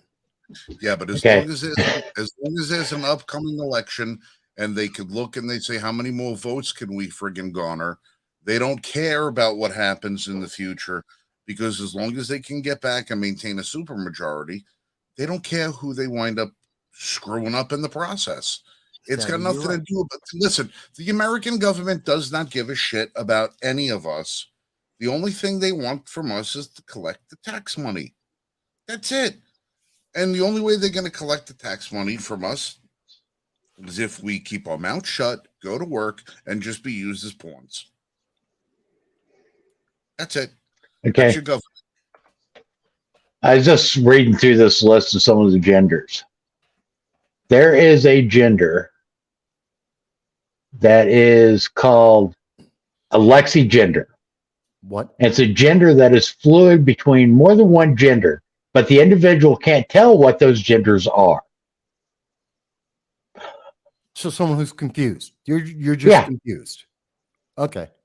That's a gender now. Confusion is a gender now. Yeah. Okay. I'm done. Confusion is a gender. I think Genesis recorded a song called Land of Confusion. Maybe they were more prophetic than we thought. Phil Collins, you saw it coming. Hey, listen, we're getting on 20 minutes of the last second half of the show here. All right. Two things I would like to see happen this week. The first, I would like to see the Memphis, Tennessee Police Department release the manifesto that they have yet to release from the school shooter, the girl who was mad at her parents and that, and decided she was going to go and, from what we understand, picked the softest possible target to shoot, which was a Christian school, Catholic school. I don't know if I know it was Christian. I don't know if it was. It's Christian. School. Yeah, well, yeah, it's just Christian based. But she picked the softest possible target because the other school she wanted to go after had signs up that says that they have armed security and personnel. So she decided to go to the one that didn't have any firearms. School, by the way, that has glass doors, full height glass doors, that she was able to shoot. Apparently, they did the first thing right, was lock the doors. What they didn't do right was have doors that you could just walk through even when they're locked by having them made of glass. And she was able to shoot her way through. It took about 15 seconds to shoot her way through the doors. I've heard stuff. It took me a hell of a lot less than 15 seconds to respond to. And I'm just saying, if you have armed security, 15 seconds is... Hold your breath for 15 seconds. Do you know why Do you know why they got rid of the armed security? I have yet to hear that explanation. George Floyd. Oh, well, racial justice. Racial justice is protecting our kids. We're making America better by getting rid of the armed police officers because of George Floyd. And now we just lost a couple of kids. So a pregnant woman robbing drug addict whose heart explodes because he's under stress at the time of his arrest with a knee on his back, drops dead in the street. The whole country burns to the ground, and as a result, let's remove the armed guards that are protecting the kids. Yes. Right. Well, I want the manifesto. The second thing that I would like to see happen is I would like to see a response from everybody's Dorito-shaped headed little prick, David Hogg, as a good friend of mine, Brandon Herrera, otherwise known as the AK guy on YouTube and other social media. Brandon Herrera offered $50,000 to be donated to March for Our Lives if David Hogg would agree to step into a boxing ring and have a little sparring match. So if David Hogg manages to use the guns and get into the ring with Brandon Herrera and box, that he would raise up, donate $50,000. Now, interestingly enough, the YouTube community saw this on Twitter and banded together. The pool is now over $300,000. So David Hogg, if you want to make a quick $300,000, all you got to do is step into the ring with Brandon Herrera and have a little boxing exhibition. And if you manage to win the decision, I'm sure Brandon will probably restrict it down to 3 rounds or something like that. You get $300,000 for your charity. Now, Brandon's a lot younger than me. He's probably in a lot better shape than me. I've seen him at the range. I've seen him at events. I know his deal. He's nowhere near as large as I am. Mm-hmm. But I'll tell you what. I'll step into the ring with you.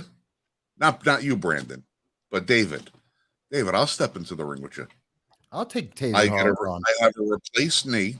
I have herniated discs. I have a broken ankle. I've got nerve damage in both my shoulders. I've got carpal tunnel syndrome in both these hands. I have a bad neck, and I can't breathe very well.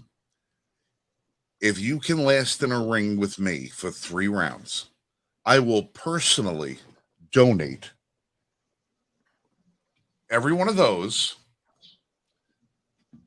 and every one of the other ones that I have in my safe to anybody who can sell them, and I'll donate every dime to your charity. Every dime I will donate to your charity.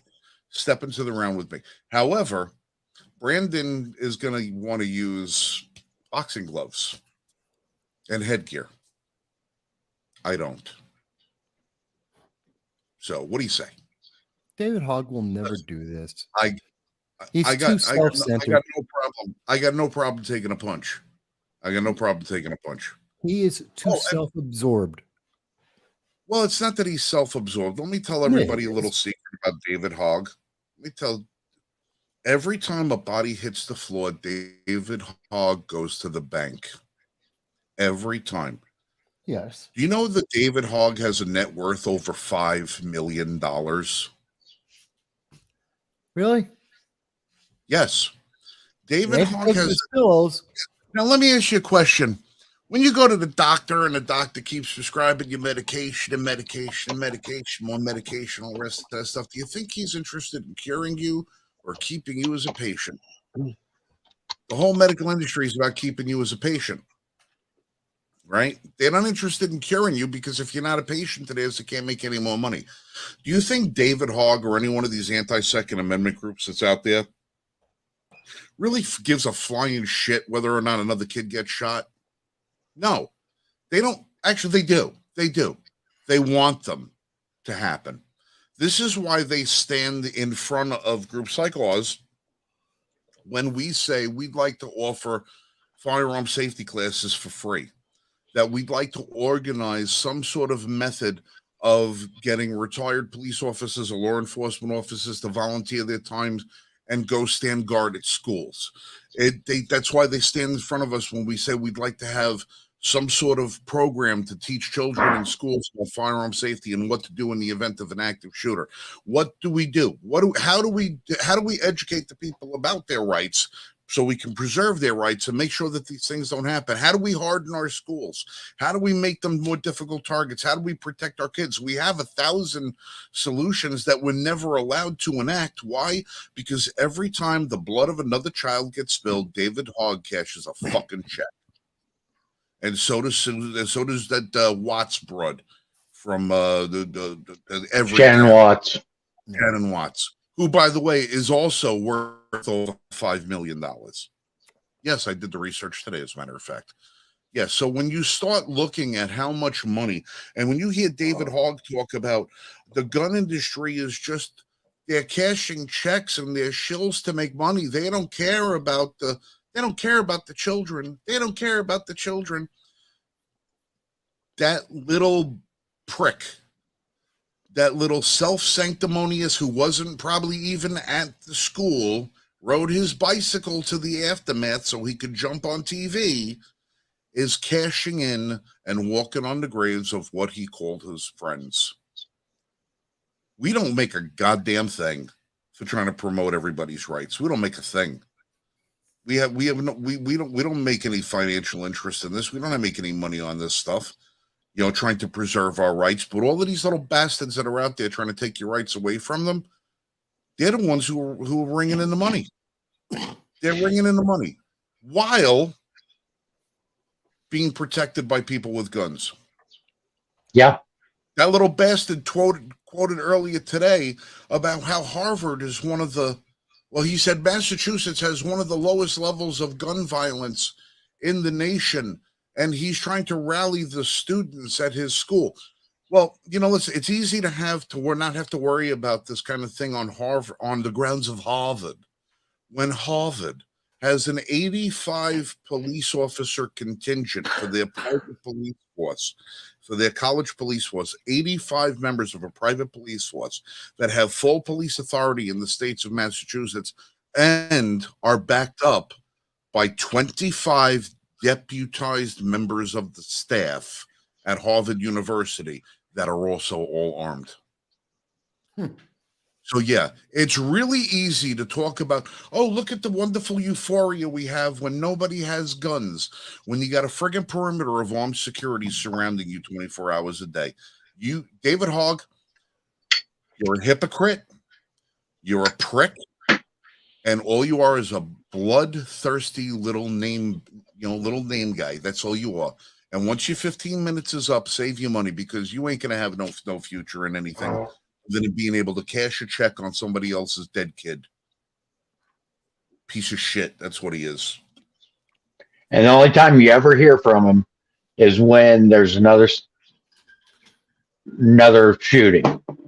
Yep. It's the only time you ever hear from him. And then he's right at the forefront. Well, he hasn't mentioned anything about the shooter in Tennessee. He mentioned. Oh, speaking of, you know that they had a rally at the Tennessee State House with the trans community came out in full force at the Tennessee State House, over there protesting and having an insurrection because they barged into the chambers there to have their insurrection. How many people were murdered in Tennessee? You know how many? 6. 4 children, 2 adults. No, it was 3 3 3 and 3. Sorry, my correction. Sorry. You know, the trans community came over to the State House over there in Tennessee. You know what they were all doing? They were holding up fingers for the amount of victims. 7. They're counting the shooter. Yeah. Among the victims. They're counting the shooter among the victims. So when the piece of shit that shoots through a door and goes in and kills 3 kids and then 3 adults is counted among your victims, when you're going to elevate the stature of the murdering piece of garbage to the same level as the people whose lives they took, now you know exactly how valuable your children are to the trans community, because they just equated the two of them together. To clarify, you mean the political movement. Let's be fair. Yeah. Let's be fair. The It's a political movement. But whatever it is, but when they put them on the same level, well, why did the shooter die? The shooter Because they're a murderer. Yeah, they weren't being victimized by a system that just decided to go to her house and pull her out of her grandmother's basement and put 5 slugs in her. No, she murdered 6 fucking people. And then justice came swiftly in the attempt to stop her rampage. And you're going to consider her a victim? You know what she's a victim of? Your movement. That's what she's the victim of. She's the victim of the seeds you planted in her head that confused her to the point where she was alienated by her family. You didn't want to accept the fact that the little girl that they brought up is now all of a sudden wants to turn into a boy. And that's why she targeted the Christians, because it goes against the religious values. So instead of targeting herself or targeting the people that did this to her, she targeted innocent people. And you're going to elevate her to the status of victim? You turned her into that. You did. Because that movement turned her into that. They sold her on the idea that if she just obeyed the fad, the popular approved message, that everyone would affirm her feelings and she would be elevated into something special for the rest of her life. And that's not the way the world works. That's not reality. Just because you did something doesn't mean you're special, or that everyone walking down the street will point to you and go, "Oh, aren't you special?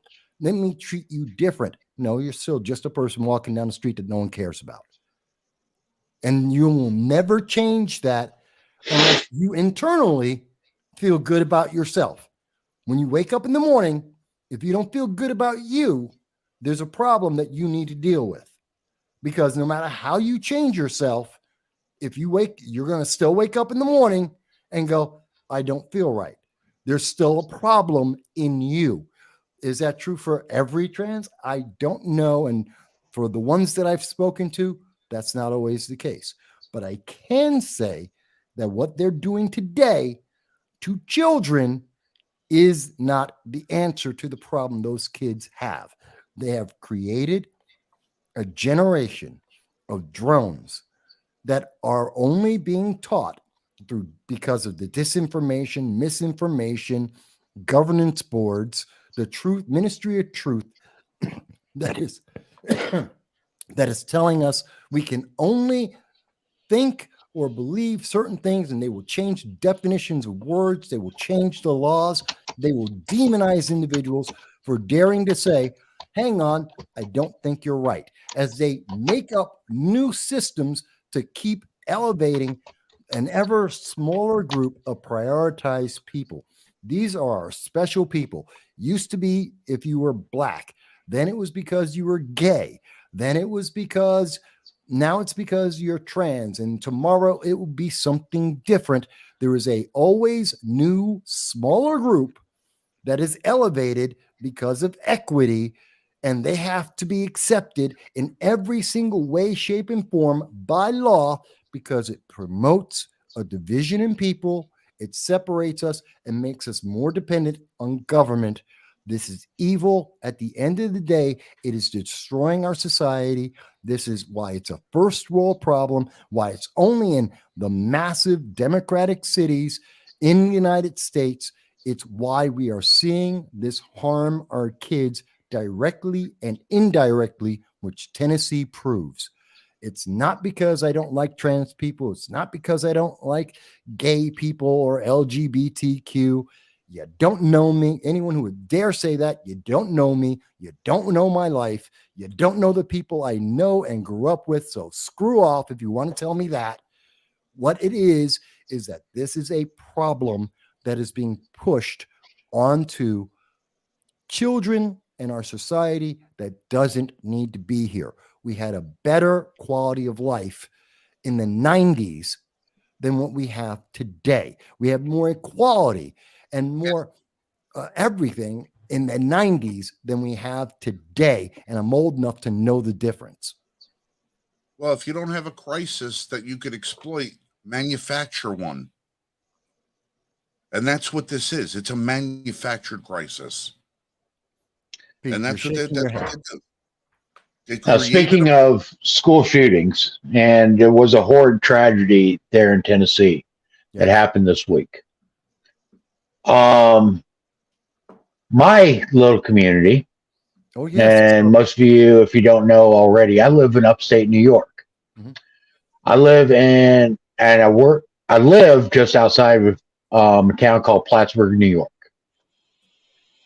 Plattsburgh, New York was their high school. The sheriff's department or the police department received a notification on Thursday around 10 a.m. that there's an active shooter at Plattsburgh High School. Mm-hmm.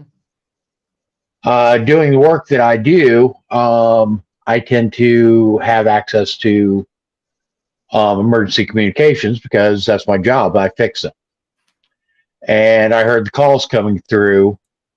And at one point, it was noted that there are 7 victims in a bathroom at Plattsburgh High School.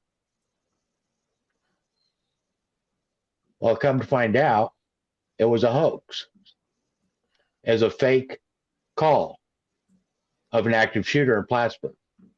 Around the state of New York and Vermont, more than 20 schools received the same call on Thursday. Last week, 38 schools in Massachusetts received similar calls.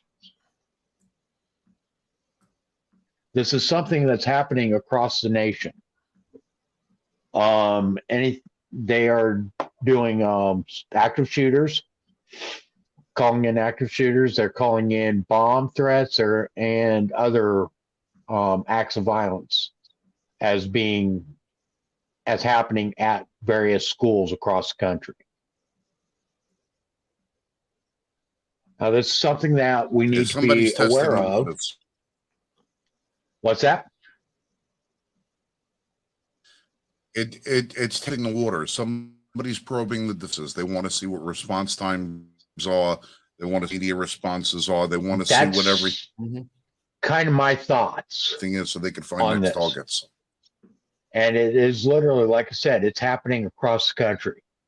I don't know of any state that hasn't been affected by this. It is, like I said, it is very prevalent. And like we had on these, most of the calls, I mean, the FBI actually has a database of these, and they are actively investigating these calls. One So guy they say. was arrested, and he's been charged with 10 counts of making these calls. A guy in Washington State was arrested early last week, if I remember right, from the research I've done on this. Yeah, did the FBI fire him? They don't fire people. It's like the DOD and Kalisa Transfer. Wing. Transfer. No, I was just saying because It's I taken love out when of public view. They don't fire them. they're investigating. Yeah, No, They're too valuable. They reassign them into a new position that they don't have the same responsibilities, but they're doing the same things. Just like the DOD, Kalisa Wing, going out and making money off the taxpayers' dollars. Said work for the same idea. FBI because they're all Department of Justice. Said work for the FBI. They send them over to the ATF. Yeah. And when all else fails, you send them over to Twitter and Google. Oh, but then they're drawing 2 paychecks. Yeah. That's not new. Or you send them over to the IRS. I hear they're looking for another 85,000 agents. Yeah. Yeah. Then They're gonna go to the DNC database to find those applicants. exactly. They can just Come start on, people. hiring the reporters again. So I don't know. You've been silent for a while. What you been thinking about some of this? what am I thinking about some of this? Yeah. Yeah. It's the guns. Yeah, right? Yeah. It's the guns. It's the Well, guns. I do have to It admit, is. when I heard that call come in, and before I understood that it was a fake call, I mean, I was actively sick to my stomach. Because here's the thing. Even though it was a hoax, at the time, it was credible. And New York State has some of the strictest gun laws in the nation. But yet, this threat came in. If these gun laws are so effective, then why was this threat even credible? Yeah. Yeah. We have the red flag laws. That's the thing. Red flag laws will solve it all. They will protect everyone. Then why are we still having these problems? New York already has red flag laws. Colorado has red flag laws. California has red flag laws. Illinois has red flag laws. They don't work. They never did. Buy a gun, you have to fill out a form for a background check unless you happen to be the president's son. Or a 17-year-old who happens to be going to Denver, high school in Denver, and he didn't need one either. Why? Because it was illegal. Lest everyone forget that just a week ago, 17-year-old black kid, they left that out of the news media reporting, 17-year-old black kid, remember that shooting last week where another school where they got rid of the armed guards? Why? George Floyd. Why did they do this? Because racial justice. And they had to give the kid another chance, even though he was a violent threat. He was identified by the school system as being a violent threat for carrying a gun illegally. And what did he wind up doing? shooting 2 teachers, and then he wound up killing himself. Yet another disturbed individual. Wasn't Why? this kid Go ahead. was this kid subjected to being frisked and metal detected every day for months and months and months and months? And then Yes. it wasn't until they said, okay, well, I guess he's not going to do anything anymore, that they let down the security procedures on him in particular. Yep. And then he just waited a couple of days and said, oh, I guess they're not frisking me anymore. Time to go kill everybody. Yep. Gee, you take away the security and something bad happens. Where have I heard that before? And in this entire situation, whose fault is it? I'm guessing Ruger or Sig or someone's going to get sued over it because Yeah, it's the gun manufacturers. Just like when Darrell Brooks ran over the parade and all the people in the Christmas parade, lest everyone forget about that one, ran over everyone in Christmas parade with a car because he's a black supremacist, and we're suing that car manufacturer for that, right? Oh, we're not. Well, they didn't have. Well, I don't know what kind of car that it was, but if he was driving a Subaru or one of the other ones that have the eyesight system that prevents you from smacking into obstacles, well, clearly it's the car designer's fault because the National Transportation Safety Administration recommended that cars all be equipped with the eyesight style system by the 2020. That car probably didn't have it yet, but don't worry about by 2025, all vehicles in the United States will be equipped with the obstacle avoidance system that automatically applies the brake and prevents you from getting into an accident. Unless, of course, you pull the fuse. Then you can run over whatever you want. So Just saying. I We're was gonna looking have to through sue- some of the headlines for the Tennessee, the Covenant school shooting, Mhm. and many of the headlines start off: ex-student shoots, former student at Christian school. Okay. Probably about half and half go transgender, goes on active shooting spree, to former national Christian school student, ex-student 28.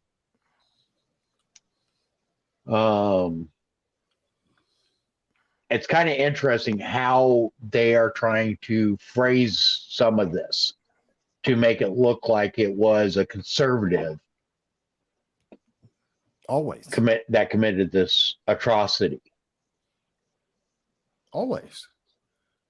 They always edit the information. I mean, it's gotten to the point that you can tell who the shooter, what type of person the shooter is by the things they omit in the stories, in the headline alone. Oh, they didn't mention the color of the person. Must be black. Oh, they didn't mention the age. Well, that means they're not a teenager. They're probably in their late 20s or 30s. Oh, it's somewhere. Some of the other things. What else do they usually like to put in there? They mentioned the religion. Oh, that means he's either he's not a Christian, most likely, because they didn't mention the religion. I mean, literally, you can see the differences when you put them side by side. You will see that, oh, in the first paragraph, whenever they can, they will put in all of their bullet points of the evil people that they like to claim everything is against. They'll tell you the name, the sex, the race, the religion, the political affiliation, all in the first paragraph if it fits the message. And if it doesn't fit the message, they won't tell you any of that information, or if they do, it'll be somewhere around the second to last paragraph of the entire article. Could you Every single imagine? time. Could you imagine the heartbreak in every newsroom around the country when they found out about the Fort Hood shooter? That he didn't fit a single one of their narratives. That they had to bury all of the narratives down so far in the below the fold. to talk about him. Which is why they stopped talking about it almost immediately. Yeah. That's why this trans shooter is not being identified as a trans shooter. You notice that? They don't want to say it's a trans shooter. They're saying everything except that it's a trans shooter. They're stamping as far from that as they can. Well, actually, Daily Express media has a headline: 6 dead as trans shooter massacres kids and teachers. Right. Well, you know what? Look, there's no way about they're gonna have to put it up there because it's gonna be really obvious immediately what's gonna happen. But what I noticed about all these media coverages is that none of them are using her pronouns. They're all referring to her as she in the article. Yeah. They all were, every single one of them. How come not one single one of them have come out and called her a he? Because the social media accounts all say that their preferred pronouns were he, him, or whatever, but they haven't done that. The trans is going to get slowly dropped out of the article, and it's just going to say female shooter. It's just going to say female shooter. They're going to completely omit that if this actually had a set of legs on it and when it's going to go longer than a week. But you also have to kind of remember where this took place too. Not exactly the mecca for left-wing activism. No. So I'm sure the local media was going to take a more truth-based bias on the initial reporting. So when it came out from there locally, well, the media already it was out. The cat was out of the bag. The barn left the horse. The wagon fell off. Whatever. It was already out there, so they couldn't already have that part retracted or redacted, I should say. It was out with the local media immediately, so they were going to be very hard for them to hide, to hide the trans thing. But they're doing their best to try and say, well, maybe she wasn't really trans. They wanted to run the story as it was a example of a white female going ballistic in a Christian school, so that they could run with that message and try and tie it to conservatism. And this is a Trump kind of thing. And then they found out, wait a minute, trans. Oops. No, well, what they're trying to do is they try to spin it the opposite way, like I said before, by putting the blame on her religiously conservative parents that couldn't accept her wanting to transition into a boy. So the blame doesn't fall on her. That's why they count her among the victims, because she's a victim of an non-affirmation. Because they didn't affirm her. With the information. Yeah, which is stupid. Which is just stupid. So it's society's fault again. Well, listen. I personally believe God. Could be. I personally believe that there is a solution to this, or at least partially limited a little bit. And that is because the people who do this, and the reason why they do this in this fashion, is because they want the attention. I am fully behind it is a limit on journalism and rights, but I am fully behind passing a law that when something like this happens, that the shooter's name not be published. There's the whole reason they do it. They do it for the attention. They do it for the notoriety. It's their last bang. It's the last thing that they get to do before they leave this earth. Make it against the law to publish their name. Well, unfortunately, I don't believe you're going to be able to do that, because they will cite it as, well, for number one, First Amendment, freedom of the press, and they will say that it is a matter of overwhelming public interest that the people who know the names of the assailants. Those are the things they're going to stand on. What instead you need to do is try and figure out how to develop a consortium contract between all media outlets in the country that say, media, if you're interested in trying to curtail this, sign a contract that says you will voluntarily refrain from giving any notoriety or name recognition to any mass shooter in the future. This way, when you do have a shooting come up and you do have a media outlet like the New York Times or Rolling Stone that wants to go out and glamorize one of these people, then you can start to have the public draw the ire against them by saying, you see, the rest of us are all trying very hard to not give these people the publicity that they so, eagerly seek with their last dying action, that you, New York Times, you, Chicago Sun-Times, you, San Francisco, whatever the hell you are the ones that keep putting their name out there, giving them the publicity that they seek. Why are you doing it when every and other encouraging more people to do it? Yeah. And encouraging more to do it when every other publication in the country has decided to, on the interest of public safety and not promoting shootings, decided to refrain from printing them. If they're going to constantly try and use shame tactics against conservatives for whatever reason or another, then maybe it's time society start using the shame tactics on them, saying it's the media and the publicity that they're after. If you're going to keep contributing to their efforts, then we are going to hold you responsible by naming you as partially to blame. So They already do it here. Right. So, but since we're never going to be able to pass a law that takes away a tool from them, maybe the idea is to just start publicly shaming them. And instead of going after the name of the newspaper, just because if I said the New York Times, yeah, everybody knows the New York Times. Find the name of the person who publishes the New York Times, the editor-in-chief. And you make the editors-in-chief solely responsible for it, so that so you want a name that can be public and famous, make them public and famous. Make them public and famous.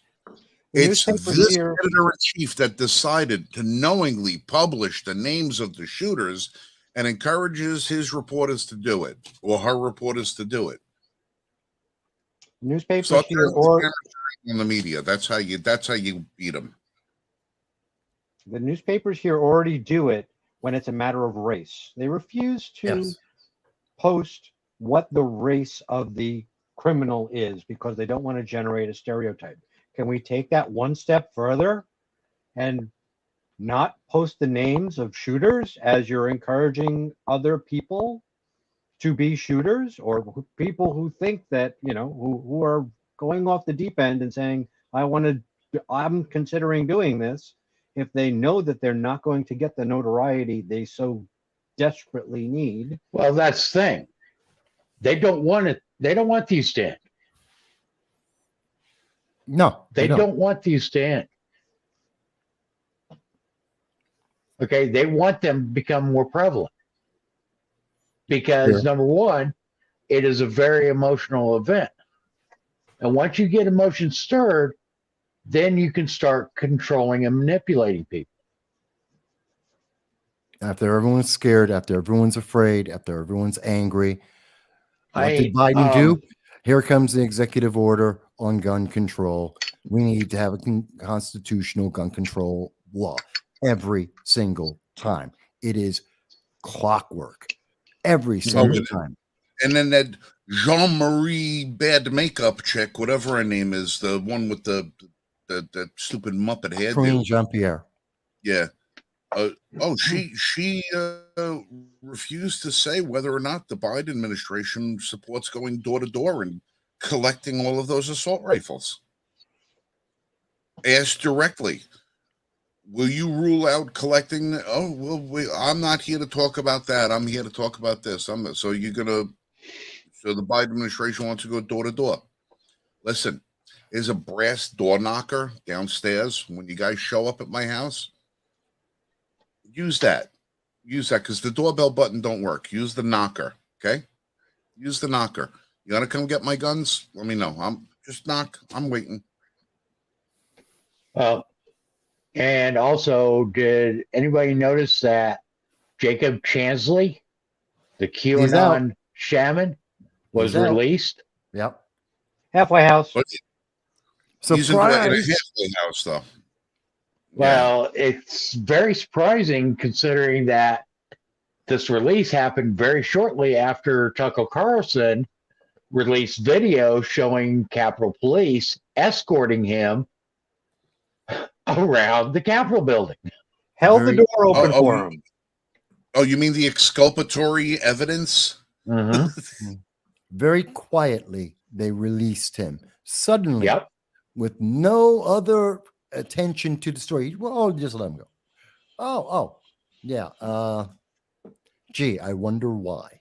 That was on page 37 somewhere. Yeah. Back of the book, no one wanted to talk about it. You really only could find it. I mean, the news really came out on the local level. It was on KTVQ, and that was on what day did they publish that? I have it here. Tuesday March or Wednesday. 30th at 10:38 a.m. That was yesterday. The Yeah. news came out very quietly. That's local news. Didn't hit the national until very late in the day and was gone in a blip. Oh, They yeah. don't talk about this. Oh, hell no, they don't. I remember seeing that guy on January 6th, too. Ooh.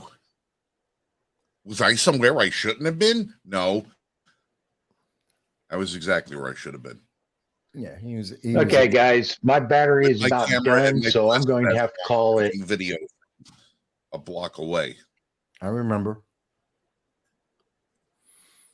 Yeah, I think I So- almost interviewed that guy too. I almost interviewed him on that day. He walked right up past me. You know what I was doing on January 6th, oddly enough? And this is the God's honest truth. You know what I was doing? Wrestling a pickpocketer to the ground. Yeah, didn't you call me that day from down Yeah, I there? called- I was live yeah. streaming, and you Yeah. called me. Yeah. Yeah, I called. And I was there with a couple of people, and we're doing our diligence as press, and we're covering the event, and I see some guy wandering through the crowd that didn't look like he belonged there. And Yeah. you know, not because of how he dressed or how he looked, but because of his mannerisms. I can spot a criminal pretty easily. And I watched this guy try to go through about 3 different bags that the people knowing it. And finally got into a position where I could stand there and watch him. And I told 4 guys surrounding me, I said, all right, you see this guy right in front of us? Yeah, I said, watch where he's going. He's going for that bag. And sure enough, as soon as the bag got undone and his hands went in it, he got dumped. He got dumped right in front of the Lincoln Memorial, and they held him there and waited for Capitol Hill police to come over. Yeah, so all of those January 6th criminals that were in Washington D.C., yeah, they were helping arresting pickpocketers. That's what they were doing. They were helping law enforcement arrest people trying to commit the act of pickpocketing, which, by the way, is a felony, by the way, if you didn't know that. To take something off of someone's person without their knowledge, despite the value of item in question, is a felony. Did you know it was a felony? Yes, it is a felony. If you took a bobby pin out of somebody's hair, that's a felony. Removing something off someone's person without their authorization or knowledge is a felony. But yeah, that's what a lot of the January 6th people were doing. Those heinous rioting insurrectionists were out there helping law enforcement make sure that the crowd was safe. Yeah, and You you said we had a that. safe space. Yeah, and you said that live with me at the time. I remember, and that was almost exactly what you told me.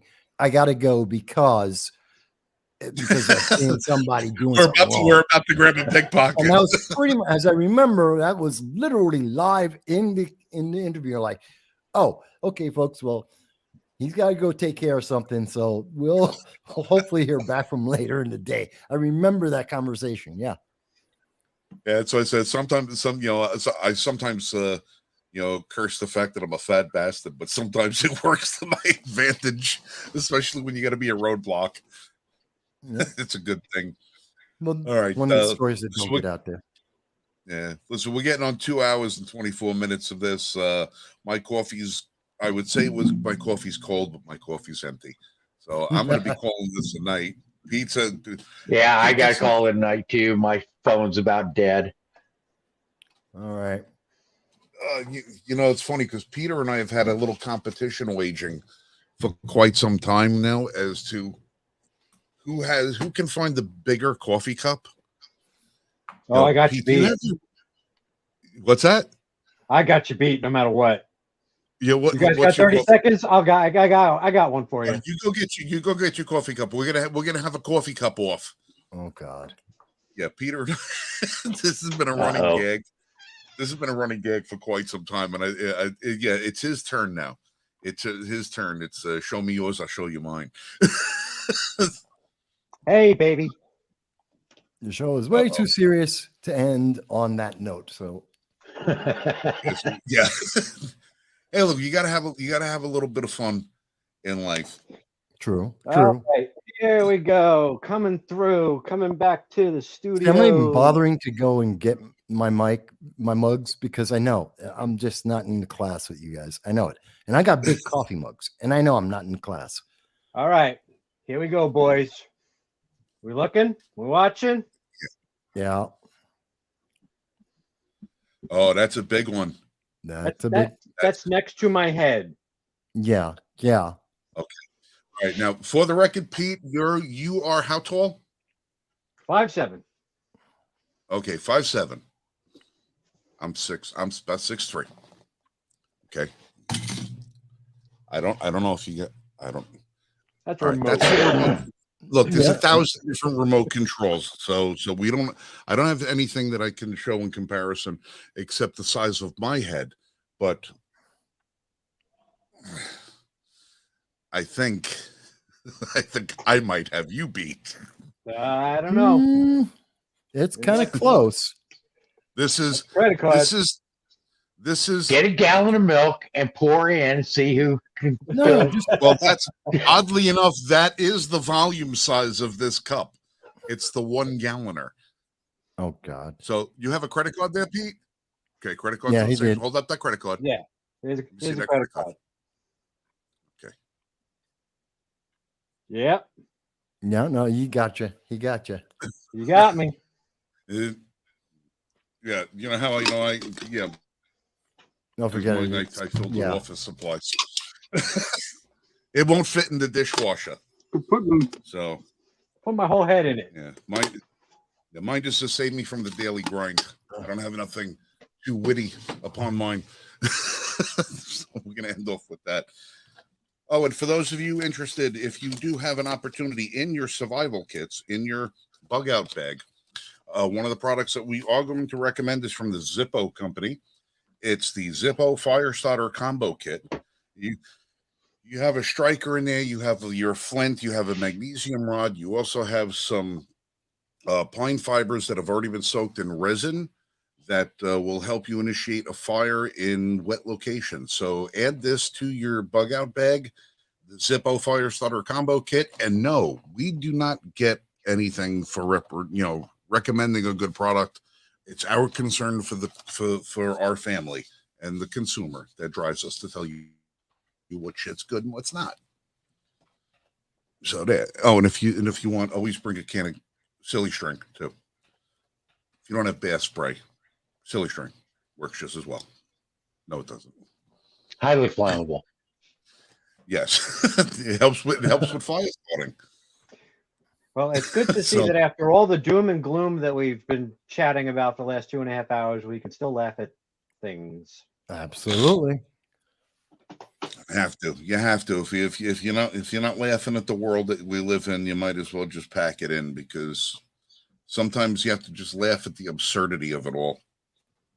I wish, we need another Robin Williams. We need another George Carlin. They'd be canceled. Or maybe just a little more Dave Chappelle. Well, Dave Chappelle has been Bring back picking up the Gallagher. ball and running with it. Except Chappelle's still a little. He's a little still politically too invested. He's Bring back Gallagher. Gallagher? Yeah, we Yeah, need some- some that's some good moments. watermelons. Yeah, we need some of that. Although I could use a little more Ricky Gervais. Now that's the guy. Now that's the guy that I like because he just don't give a shit. Nope. Yeah, there's no political bias with him. That's what I appreciate. That I don't see a political bias. You know who used to be good about that? Eric, what's his name? He's in the Ocean's 11 movies. He's he's a cross-dresser. Eddie Izzard. Eddie Izzard. Eddie Izzard. Yeah, he finally beginning- transitioned. In the beginning, he was great. Now he's lost his mind politically. But in the beginning, in his like first 3 specials, when he first got really well known, fantastic. Loved him. Took it on, was honest. It was funny. Didn't care if he was in dress or not. He was fantastic. Now he's a prick. Met him post show once. He's in Parliament now, right? He's trying for it. He's trying to get trying. Yeah. I Yeah. thought he actually finally won a seat there. No, I didn't. I don't think I think he's in the election now, but originally Izzard was his original positions and everything. Funny as hell. Great. Didn't give a damn and was just having fun with it. Now he bought into the whole hype, and I not funny anymore. Was funny, not funny anymore. Liked him. Well, I don't understand because he never, unless he's going to identify as a lesbian, I don't understand why he would think about the whole transition thing, considering that he's always been a self-proclaimed lover of females. Yeah, he's a cross-dresser. Right. He's So I don't know very if he's- famous cross-dresser. Right. But I don't know if he's doing this whole transition thing, is he? Oh, he is. He's behind it all. Yeah. What the hell? What He the is. hell? I don't know. Like I said, he bought into it. Don't know. Maybe it's because he's going into politics. But where he was and where he is now, not the same place. Where Correct. it was He before, lots of fun. Initially, it was just cross-dressing, and I'm a man as a woman, and then even the last time when I went to see him, he did the show not dressed as a woman, but then came out after the show and addressed the group of us as a woman.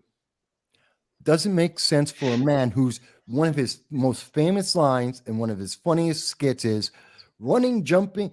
Me, I love it. I'm out there like everyone else, running, jumping, climbing trees in a dress. What's the problem? And it was funny because he was in like this red China doll dress when he was doing it. It was funny as hell. He's like, yeah, running, jumping. Yeah, I'm just G.I. Joe as much as you in a dress. And it was funny and no one cared. Again, oh, no, it's all, there are no rights for LGBTQI plus alphabet at everyone in and the toasters. Never forget the toasters. I keep saying that because they can't be forgotten. And everyone laughed, and he made millions, got into movies. He's a personality now, known internationally. Yes, there's just no rights, no freedom whatsoever. Come on, guys. Let's be serious. Let's laugh a little bit more. That's Well, right. I don't know. He played a man in Ocean's 13. He was willing to cash that check wearing trousers. He was in The Riches. He had his own TV series for a little while, which is actually pretty good, called The Riches. I enjoyed it. And let's not forget, Biden loves ice cream.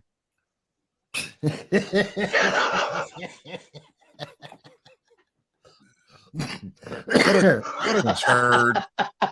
What a fucking turd that guy is. Need Archie Bunker and George Jefferson back. Yeah, Crying out loud.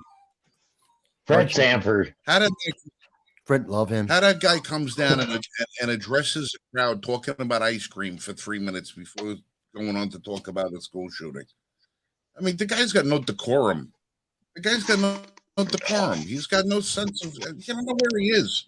He doesn't know where he is. I'll go and stand on the blue mark, and then I'll do what I have to do. Yeah. By the way, Izzard He lost. introduces himself as the. Mhm. He introduces himself as the wife, as the husband of Dr. Joe Biden, because he can't remember that he's the president. He figures he's been her husband longer than he ever thought he'd be president, so that's the only reason he uses that as his introduction.